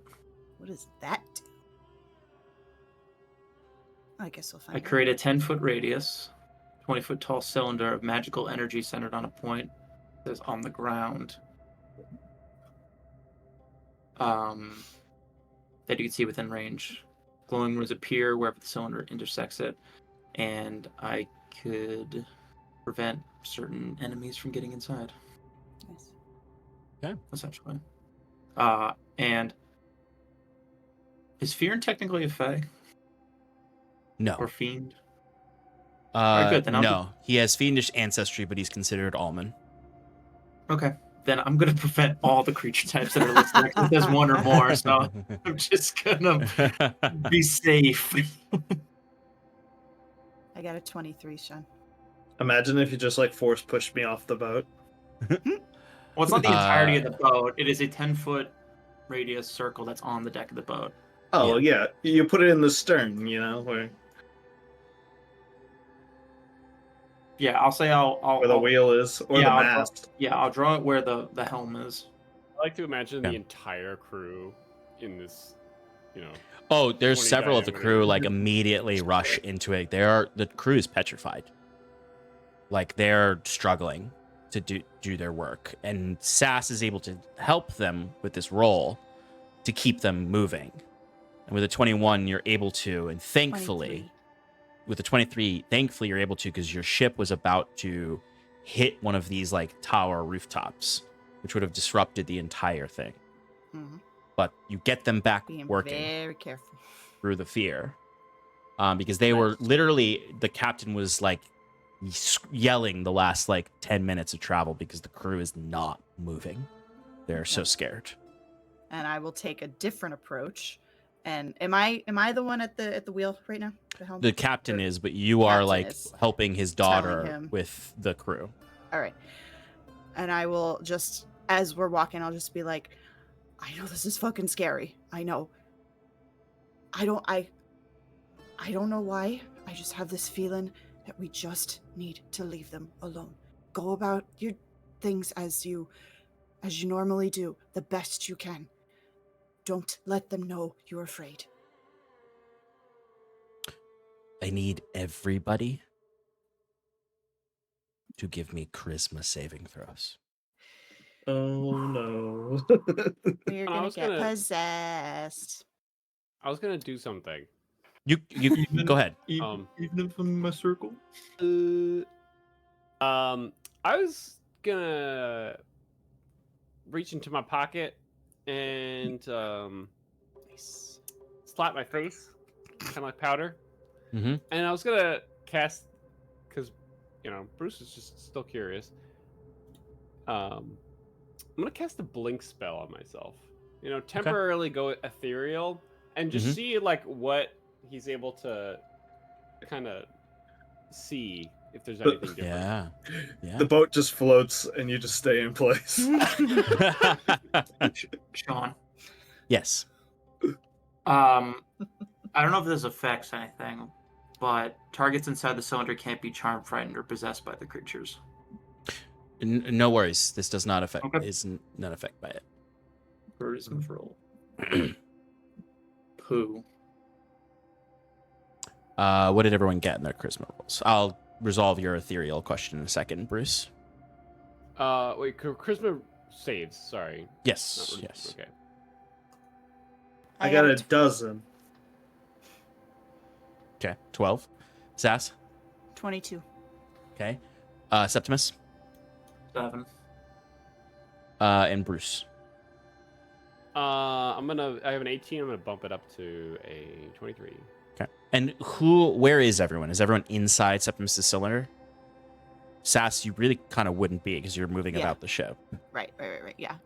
Yeah, So, I think no, Fearn would unfortunately be at the front of the ship, outside of the circle, to continue to make sure, we don't crash into anything. Like, no, there's no ice in the way.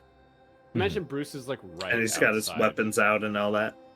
right outside the circle. Just Okay. like, what's going on here? Yeah.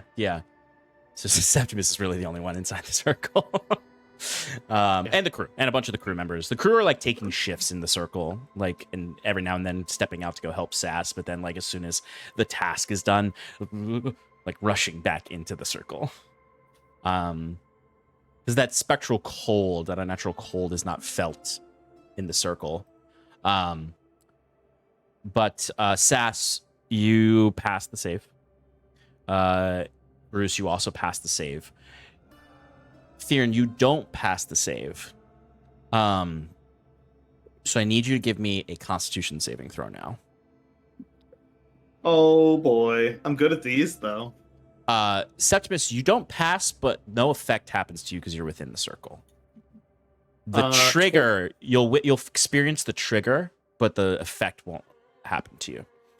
What'd you get, Theron? 21, Sean. Okay.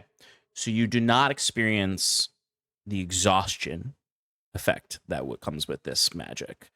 But all four of you at some point make eye contact with a ghost.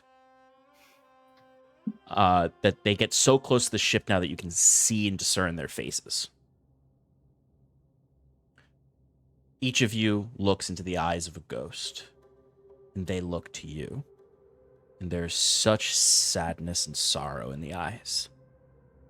And they all seem to almost be like comparable to you in some way. Sass, you like look into the eyes of a young woman. It's about the clothes of a washerwoman. Probably was just a person who lived in the streets that once went along this path. Just looks at you, and you look into her eyes, and you see a whole nother life. You think of yourself on the streets of Shallow's Gaunt, Just someone who works day in and day out. No way out. You see this woman, and she had no way out. She died. You see an unfulfilled life. And each of you see an unfulfilled life in this person. Someone who never made it anywhere. And are trapped where their feet touched the ground the day they died. Mine's a guard who has an arrow in his knee. Yeah. Bruce, you see a blacksmith. Worked every day on crafting things, but never really made much of his craft. Septimus, you see a holy man whose faith couldn't protect him from the death and the undeath awaiting him. And Septimus, you even start to think in your mind that some of this destruction around you in these ruins were probably from the Great Storm. Hmm. You see the fate of your family in these ghosts.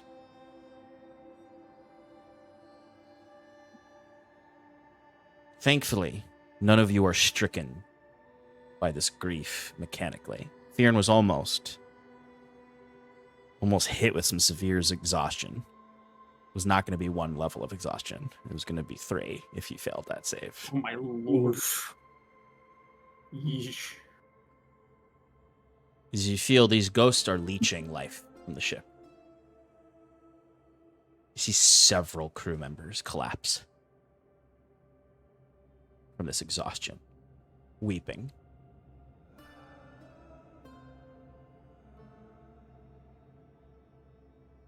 As night grows darker and darker, and the light of the ghosts blots out the stars.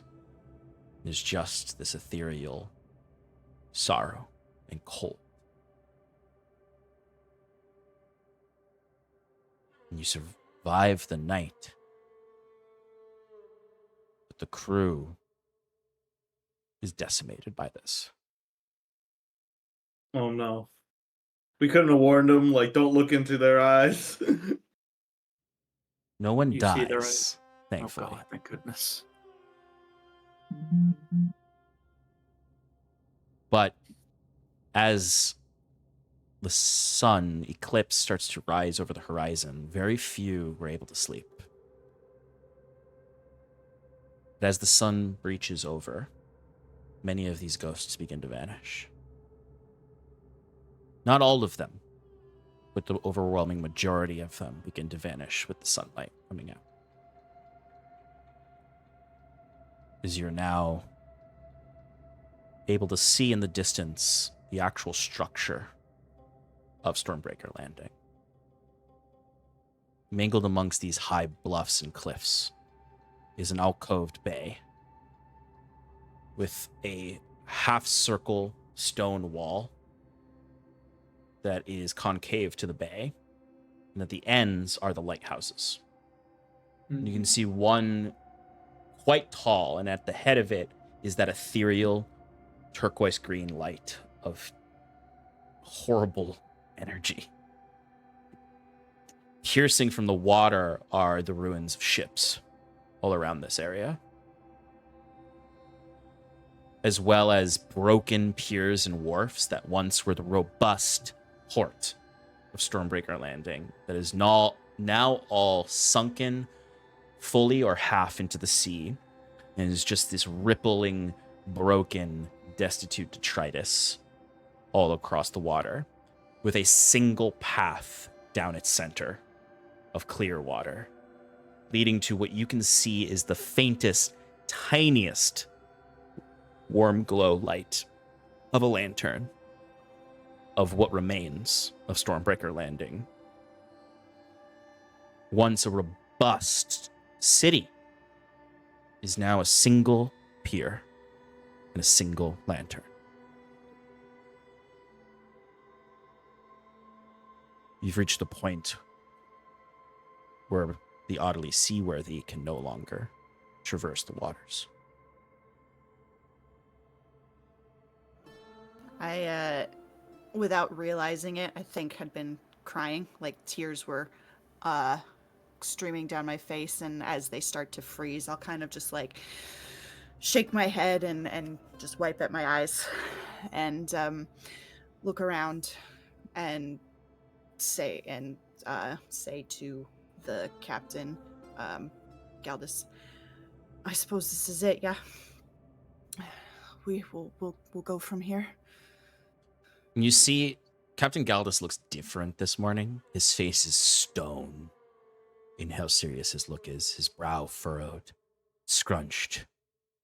A grizzled man who, as you remember, is a veteran of the Pallid conflict in Gwenvelair, who saw a rotten serpent break through the sky and torment the city, is looking fearful. I have not felt such horror in rot decades. The stink of dead gods and the horrors.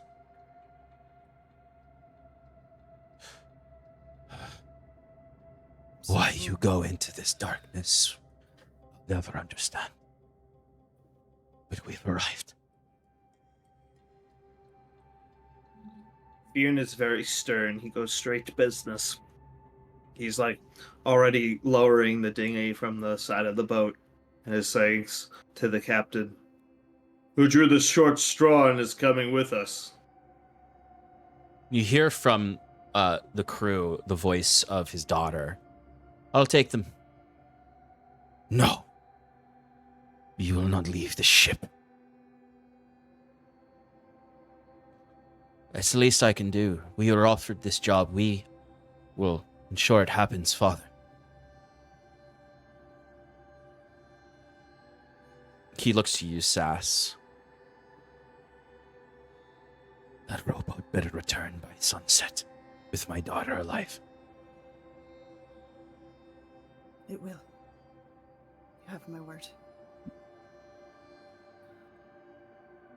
Will you be sending someone else along with her? To fit you all in the boat, we can't. With our other captain as well.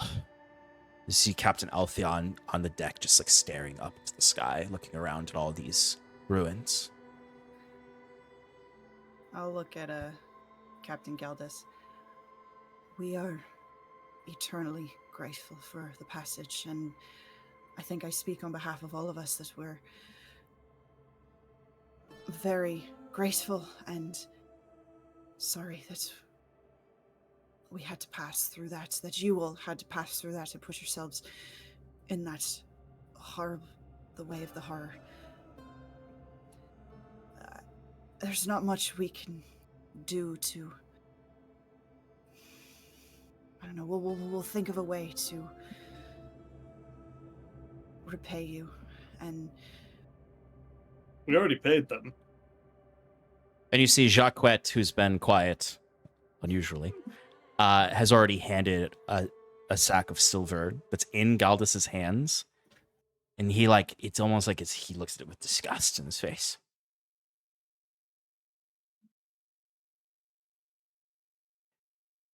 Well, you're here now. And he goes to his daughter, and you can see there's like a quiet moment between them where he hugs her. And Amira looks with her own sternness, similar to Fearn's, like this sternness of like duty. Like, despite the fact that she is like, she loves to party with the crew, and Jacquette, like, she has always, and you've recognized this in her, Sass, a strong sense of duty to her sailors. And she wouldn't send any of them into this. I very much admire her. As they're having their moment, I lean over to Septimus. Is there anything you can cast upon her to protect her? I actually can do something. I touch her shoulder as she gets on the boat and cast protection from good and evil on her. That's what I was hoping for. Amira looks to you all and just says, "The rowboat's ready." The spell doesn't last very long, so we must be with haste. And put this on, Amira. And Bruce literally just hands her like it looks like just a string. Put it on your neck. She looks at you with a peculiar look and then ties the string around her neck and kind of looks at it like it's a little tight. And she's like, I mean, not that tight. But immediately when she does that, a little like air bubble goes around her, so she can breathe underwater now. If she needs to. Cool. 24 hours. Hell yeah. "Oh wow, that's pretty good." That is Septimus gives him like a freaking triple take. You've had this the whole time. Are you shitting me?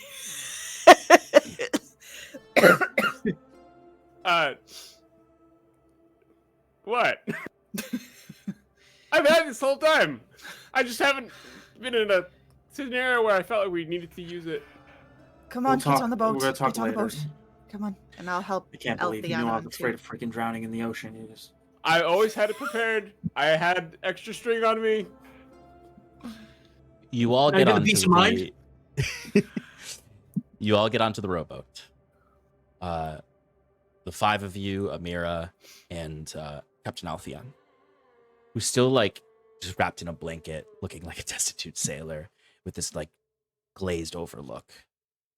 The area is dense with this fog, but the fog drifts in and out of these ruined ships where you can just see like the stern or the bow of a ship just piercing out of the water, tattered sails everywhere, detritus in the water. Like it's almost like the water is dirty. It's like a trash heap, the amount of wood and debris that's in it. Like you can't, like you're actually sailing through garbage basically. But also as the ship's lowered down, you just see the crew is gathered on the to say goodbye to you. In essence, they're all standing, but they don't look, none of them look happy. They all look miserable. Their lips blistered, their skin pale with cold, wrapped in furs that are frozen. Like you see the misery on all their faces, with Galdus in the front with that stern look as he blows a kiss to Amira as the ship, as the ropes bring it down and they all disappear. And you land in the water and need to row through the garbage, the heat. As you notice spectral footsteps across the water, as if those ghosts are still here. You just can't see them in the sunlight. Fionn is on the oars, and he only stops to recast Protection of Good and from Good and Evil on Almira when the spell runs out. But he's literally just going like full bore. You know, he's pushing as hard as he can to get us to shore as quickly as possible. Give me an athletics check. Sure. And add +5 to it. Okay. How about a 29, Sean? 29, you're moving quickly. What's everyone else doing? I am guiding Fionn. Watch Yes. out! Yeah, it's like I'm rowing like with my back to the front of the ship, you know? Yep. And I just have people like saying like a little to the left, a little to the right, you know? Why is there a battle map, Sean? Oh, it looks fucking cool. Oh shit. Yeah, look at those green lights. Hell yeah. I'm in danger. I will be sitting with Amira and Oh shit, my battle map's messed up. no. Oh no. Sean, what size is the boat? The boat is literally like 15 feet long. It's just large enough for you all to be like in it, essentially. Is it considered a huge object? Ah, shit. No, it's not huge. Well, then what? A large? Large, yeah, I would say large. Okay. My God, why is my thing broken? There we go. Sorry, I switched my monitor okay. recently, so it messed up all of my sizes for things. I'll wait I'm till just- you're good. I'm just gonna put it in there. see it. It's not perfectly yeah. within the frame, but you can see it. That's good. Nice. Go ahead. I want to ritual cast Water Walk on Nice. both Septimus and I. Oh, 20 minutes total. Okay. But I am problem. sitting with Amira, and I want to say to her, listen, if there's anything that would make this up to your father, or to you, to the crew, if there's anything that we can get for you or do for you when we return, this has been much more taxing and scary, frankly, than I at least I initially realized, and I want to make sure you're compensated for it.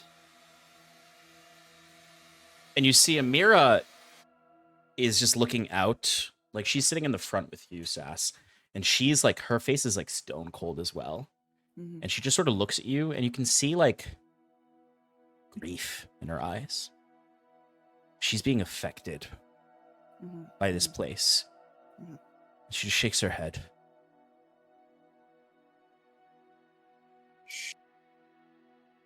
No. I don't know if it'll fully help, but I'll reach my hand out to her shoulder, and with my staff, give her a lesser restoration. The energy does help her spirit a little bit. It keeps some of the wickedness of this place at bay. And you're all feeling it, but you're adventurers. This is a sailor. No matter how strong Amira is, it's almost a moment of clarity for you all to be like, wow, like our constitution is what's keeping us from falling apart here. Like all of these non-adventurers. She sort of shakes her head as Septimus casts his lesser restoration on her. And she looks at you, Sass, and goes, I'm duty bound to see you safe to shore. I know, but you're doing us a great favor, great service. And we are duty bound to ensure that you are recognized for it. She looks up and around at the various ruined towers and columns and stone and homes with these spectral green lights glowing from where once were probably actual lanterns, are now these ghostly lanterns. I always dreamed of being an adventurer. Seeing the great fights my father tells about.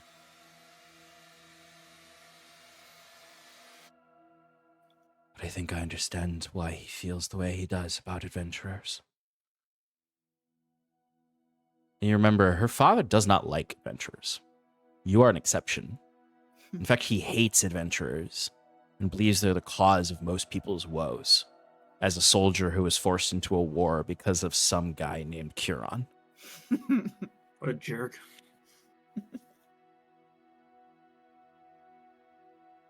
But she shakes her head and sort of sits down in her standing position as Fearn keeps pushing the boat through the detritus, and you just start to hear the sounds of dead life.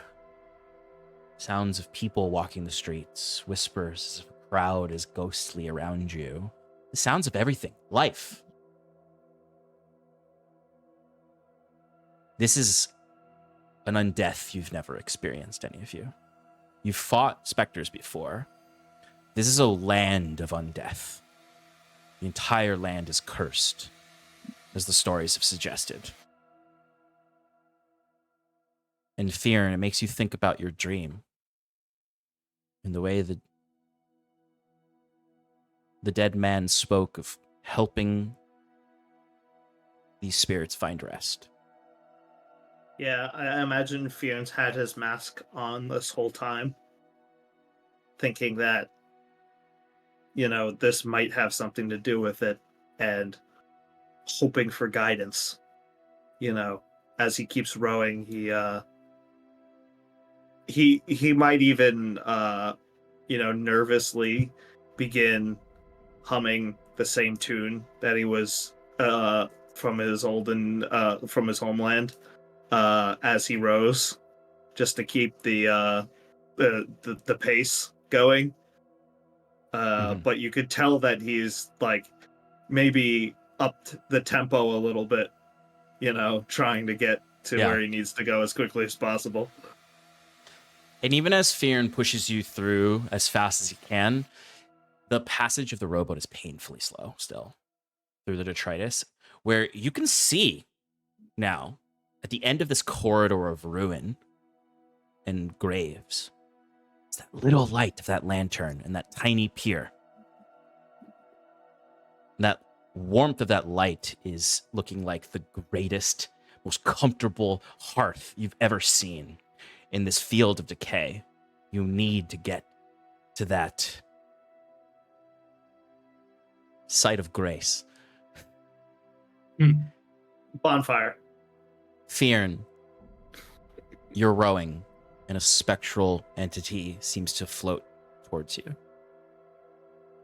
It's a woman covered in robes, grief on her face, and she holds a hand out towards you.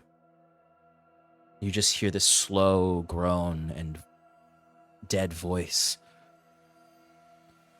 Priest, save my soul. Save it. Deliver me from this darkness. The hand reaches out towards you. Priest, holy man, me. Help me. The hand gets closer to you.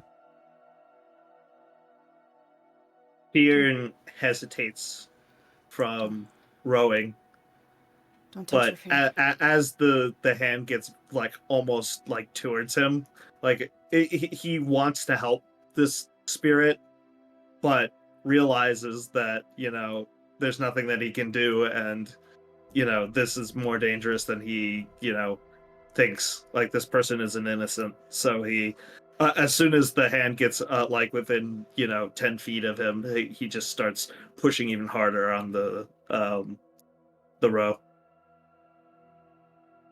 And it's as the rowboat goes beyond this person that you just hear the person crying out to you, "Priest, holy man, forsake my spirit to torment to death!" You all hear this. This is not just to Fearn. It's this ghostly voice begs for grace from you. What'd you say? I just say, when she starts screaming, I say, "God damn it, I'm trying. Just let me go. Let us leave in peace." It's all right, Fearn. It's all right. There's nothing we can rowing. do for these people. There's nothing we can do for them. Yeah, what could we do?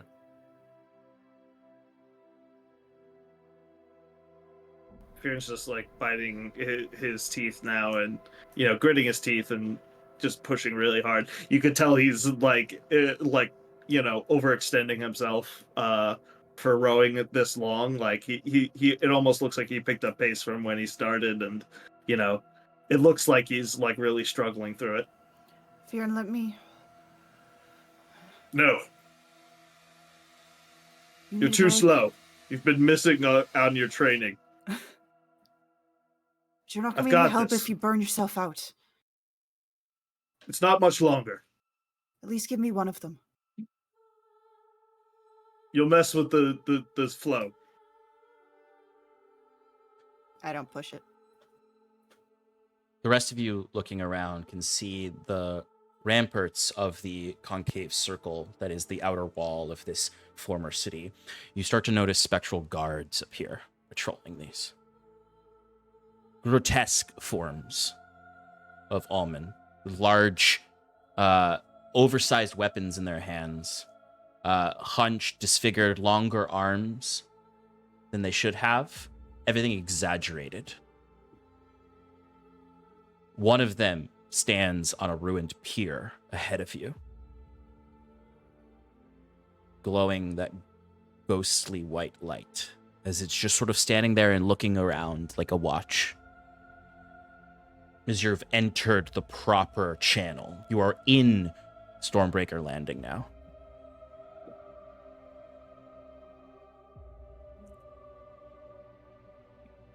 You're about 150 feet from the warm light. Push on. You approach 10, 20 feet closer to this guard.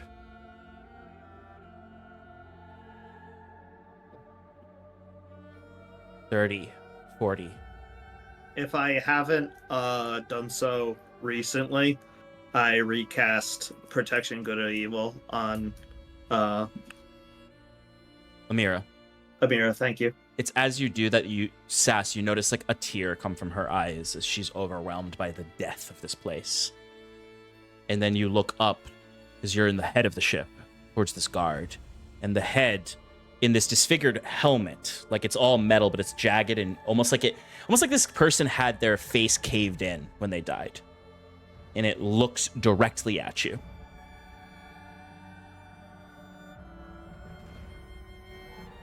It holds its spear out in preparation of your arrival. What do? I hold up my hands and I don't break its eye contact and just say, "We're just passing through. No harm. We're just passing through." The rest of you notice the guards on the ramparts start to descend towards the center, floating in the air, as if walking down steps towards you all, as if you're in like almost like a coliseum. Oh boy. Mhm.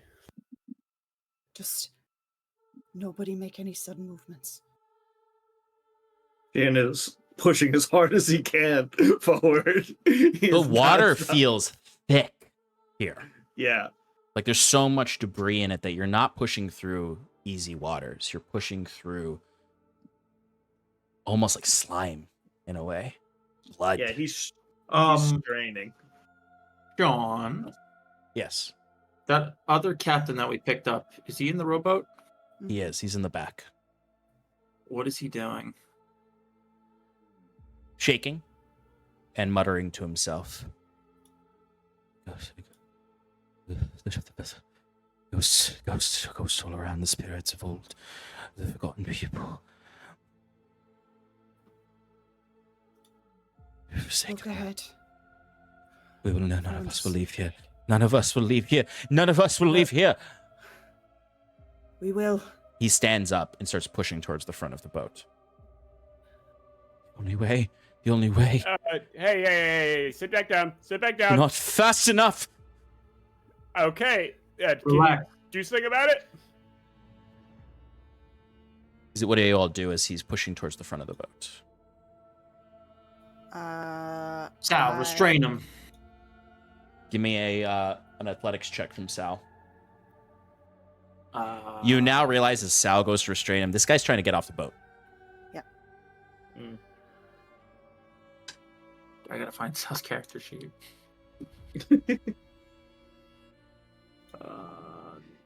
DC you have to beat is a 14.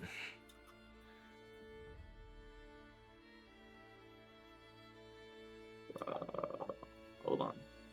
I'm just gonna roll D20 and see if that beats it, so I don't have to look. Of course it doesn't. It's definitely not going to. That's a 2. Ugh.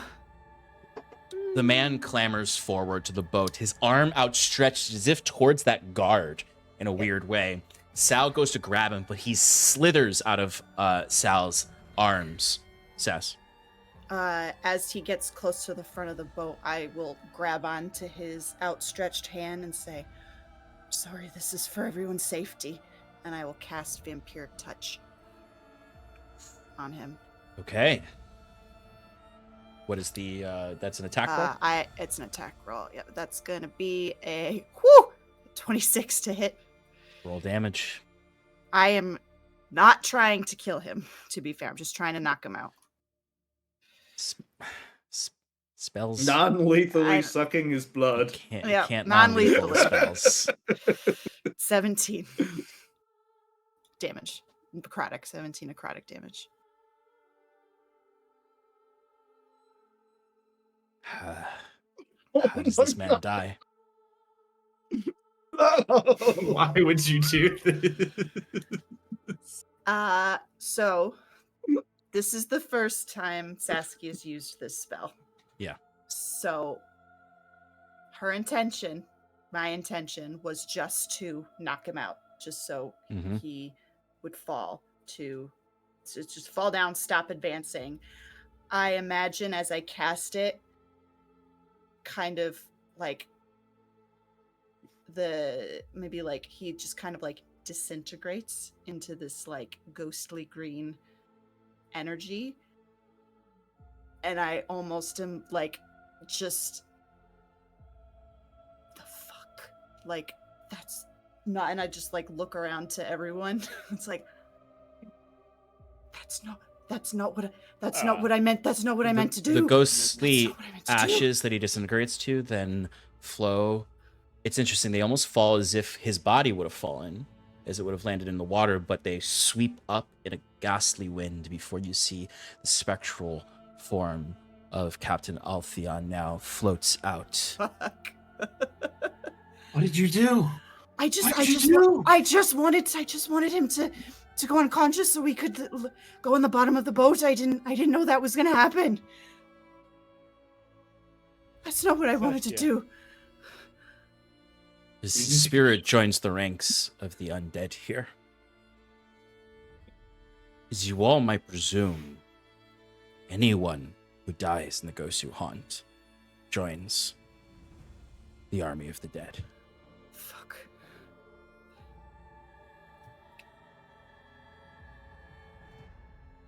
Just go, Fear, and just keep going. Go. Just go. Stop. I've literally no, kept going. Fear, the whole keep going. Like literally His nothing spirit fades behind you all as Fear, and you're now level with this guard who's holding this spear out to you all and is going to go for an attack on your ship.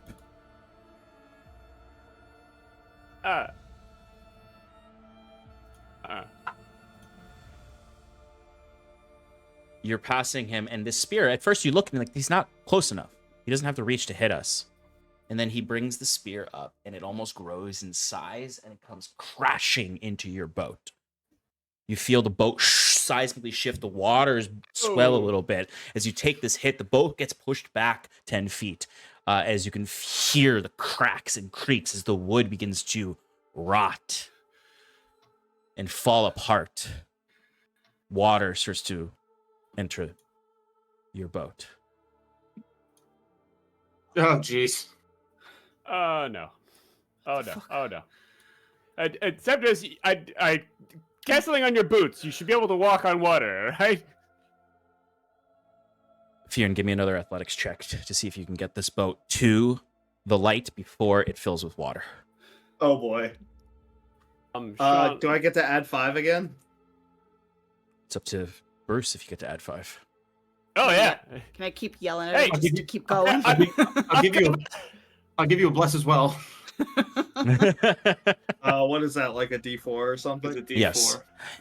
It's as All Fearn begins to row here that you all hear as if like a monstrous creature is ripping apart the detritus. The second that guard came in contact with your boat, something much bigger in the ruins was alerted to your presence, and you can hear it ripping through the stone. You can see a tower starts to crumble as something comes rushing through the ruins, and it's invisible when you look. You just see nothingness ripping the ruins apart, heading towards you as fast as it can, like a large beast ripping through. You see spirits moving around it, bowing as if it's the water itself bowing up at the presence of a leviathan lurching towards you. Fearon, what did you get?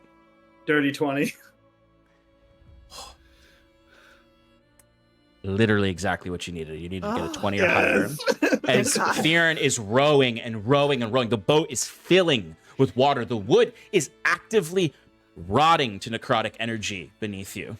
The Go, Fearon! oars are about to break as this entity you can see it collapse into the water, and it's larger. It's so large that it is walking on the ground of the water, and you can just see these large invisible legs moving through the water coming towards you as Fearon rows closer. This thing is only 15 feet away. The light, you can feel its warmth as then the second you cross in to the bounds of the light, the waters all calm. The invisible entity seemingly vanishes and stops moving as you all feel the water coming up your bootlegs as you get to this tiny 40-foot long pier with a small ruined shack with a single lantern in front of it. As you step off of your boat onto the pier and the rowboat disintegrates into the water. Oh, shit. Welcome to the Gosu Haunt in Stormbreaker Landing. That's where we're going to end our session. Dum dum dum. Jeez. We're gonna get her back. Yeah. Fuck. She's in it for the long haul now. That was my first. I'll fucking swim her back if I have to. No, Actually, we'll just the shoot one us thing I'll ending say, back to the the thing captain. I say will happen before I completely close it out is the door to the shack opens up and you hear a voice just go, "Somebody out there! Somebody out there!" And then we'll end. Is it a This is not familiar voice? To show you that there is a person here. You're not entering a completely abandoned place. Michael Udon. Michael Udon is there. That fucker. It's funny. Everyone thinks Michael Udon is a human. He's actually of a special race called Udons that are all the same and everywhere. Amazing. They are made of noodles. And they eat noodles to keep themselves alive. Exactly. If they don't eat noodles, they lose their noodliness and die. Yeah, they just fall apart and turn to a pile of noodles. All right, folks. That is our story tonight. We've arrived in the Gosu Haunt and Stormbreaker Landing. We will not be playing next week because a few of us won't be here, but we will be back the week after to see what happens here and to get Jacquette's perspective of everything that just happened. Hell Because yeah. I imagine Jacquette has just been like also maybe in like a stern, like semi delirious state of just sort of fear. Maybe I'll describe a little bit of what Jacquette saw in these ghosts later. Sort of a fear as well. Maybe overtook him while he was on the boat. All right. Beautiful. Thanks for joining us. We'll see you in 2 weeks. Bye. Yeah. Goodbye.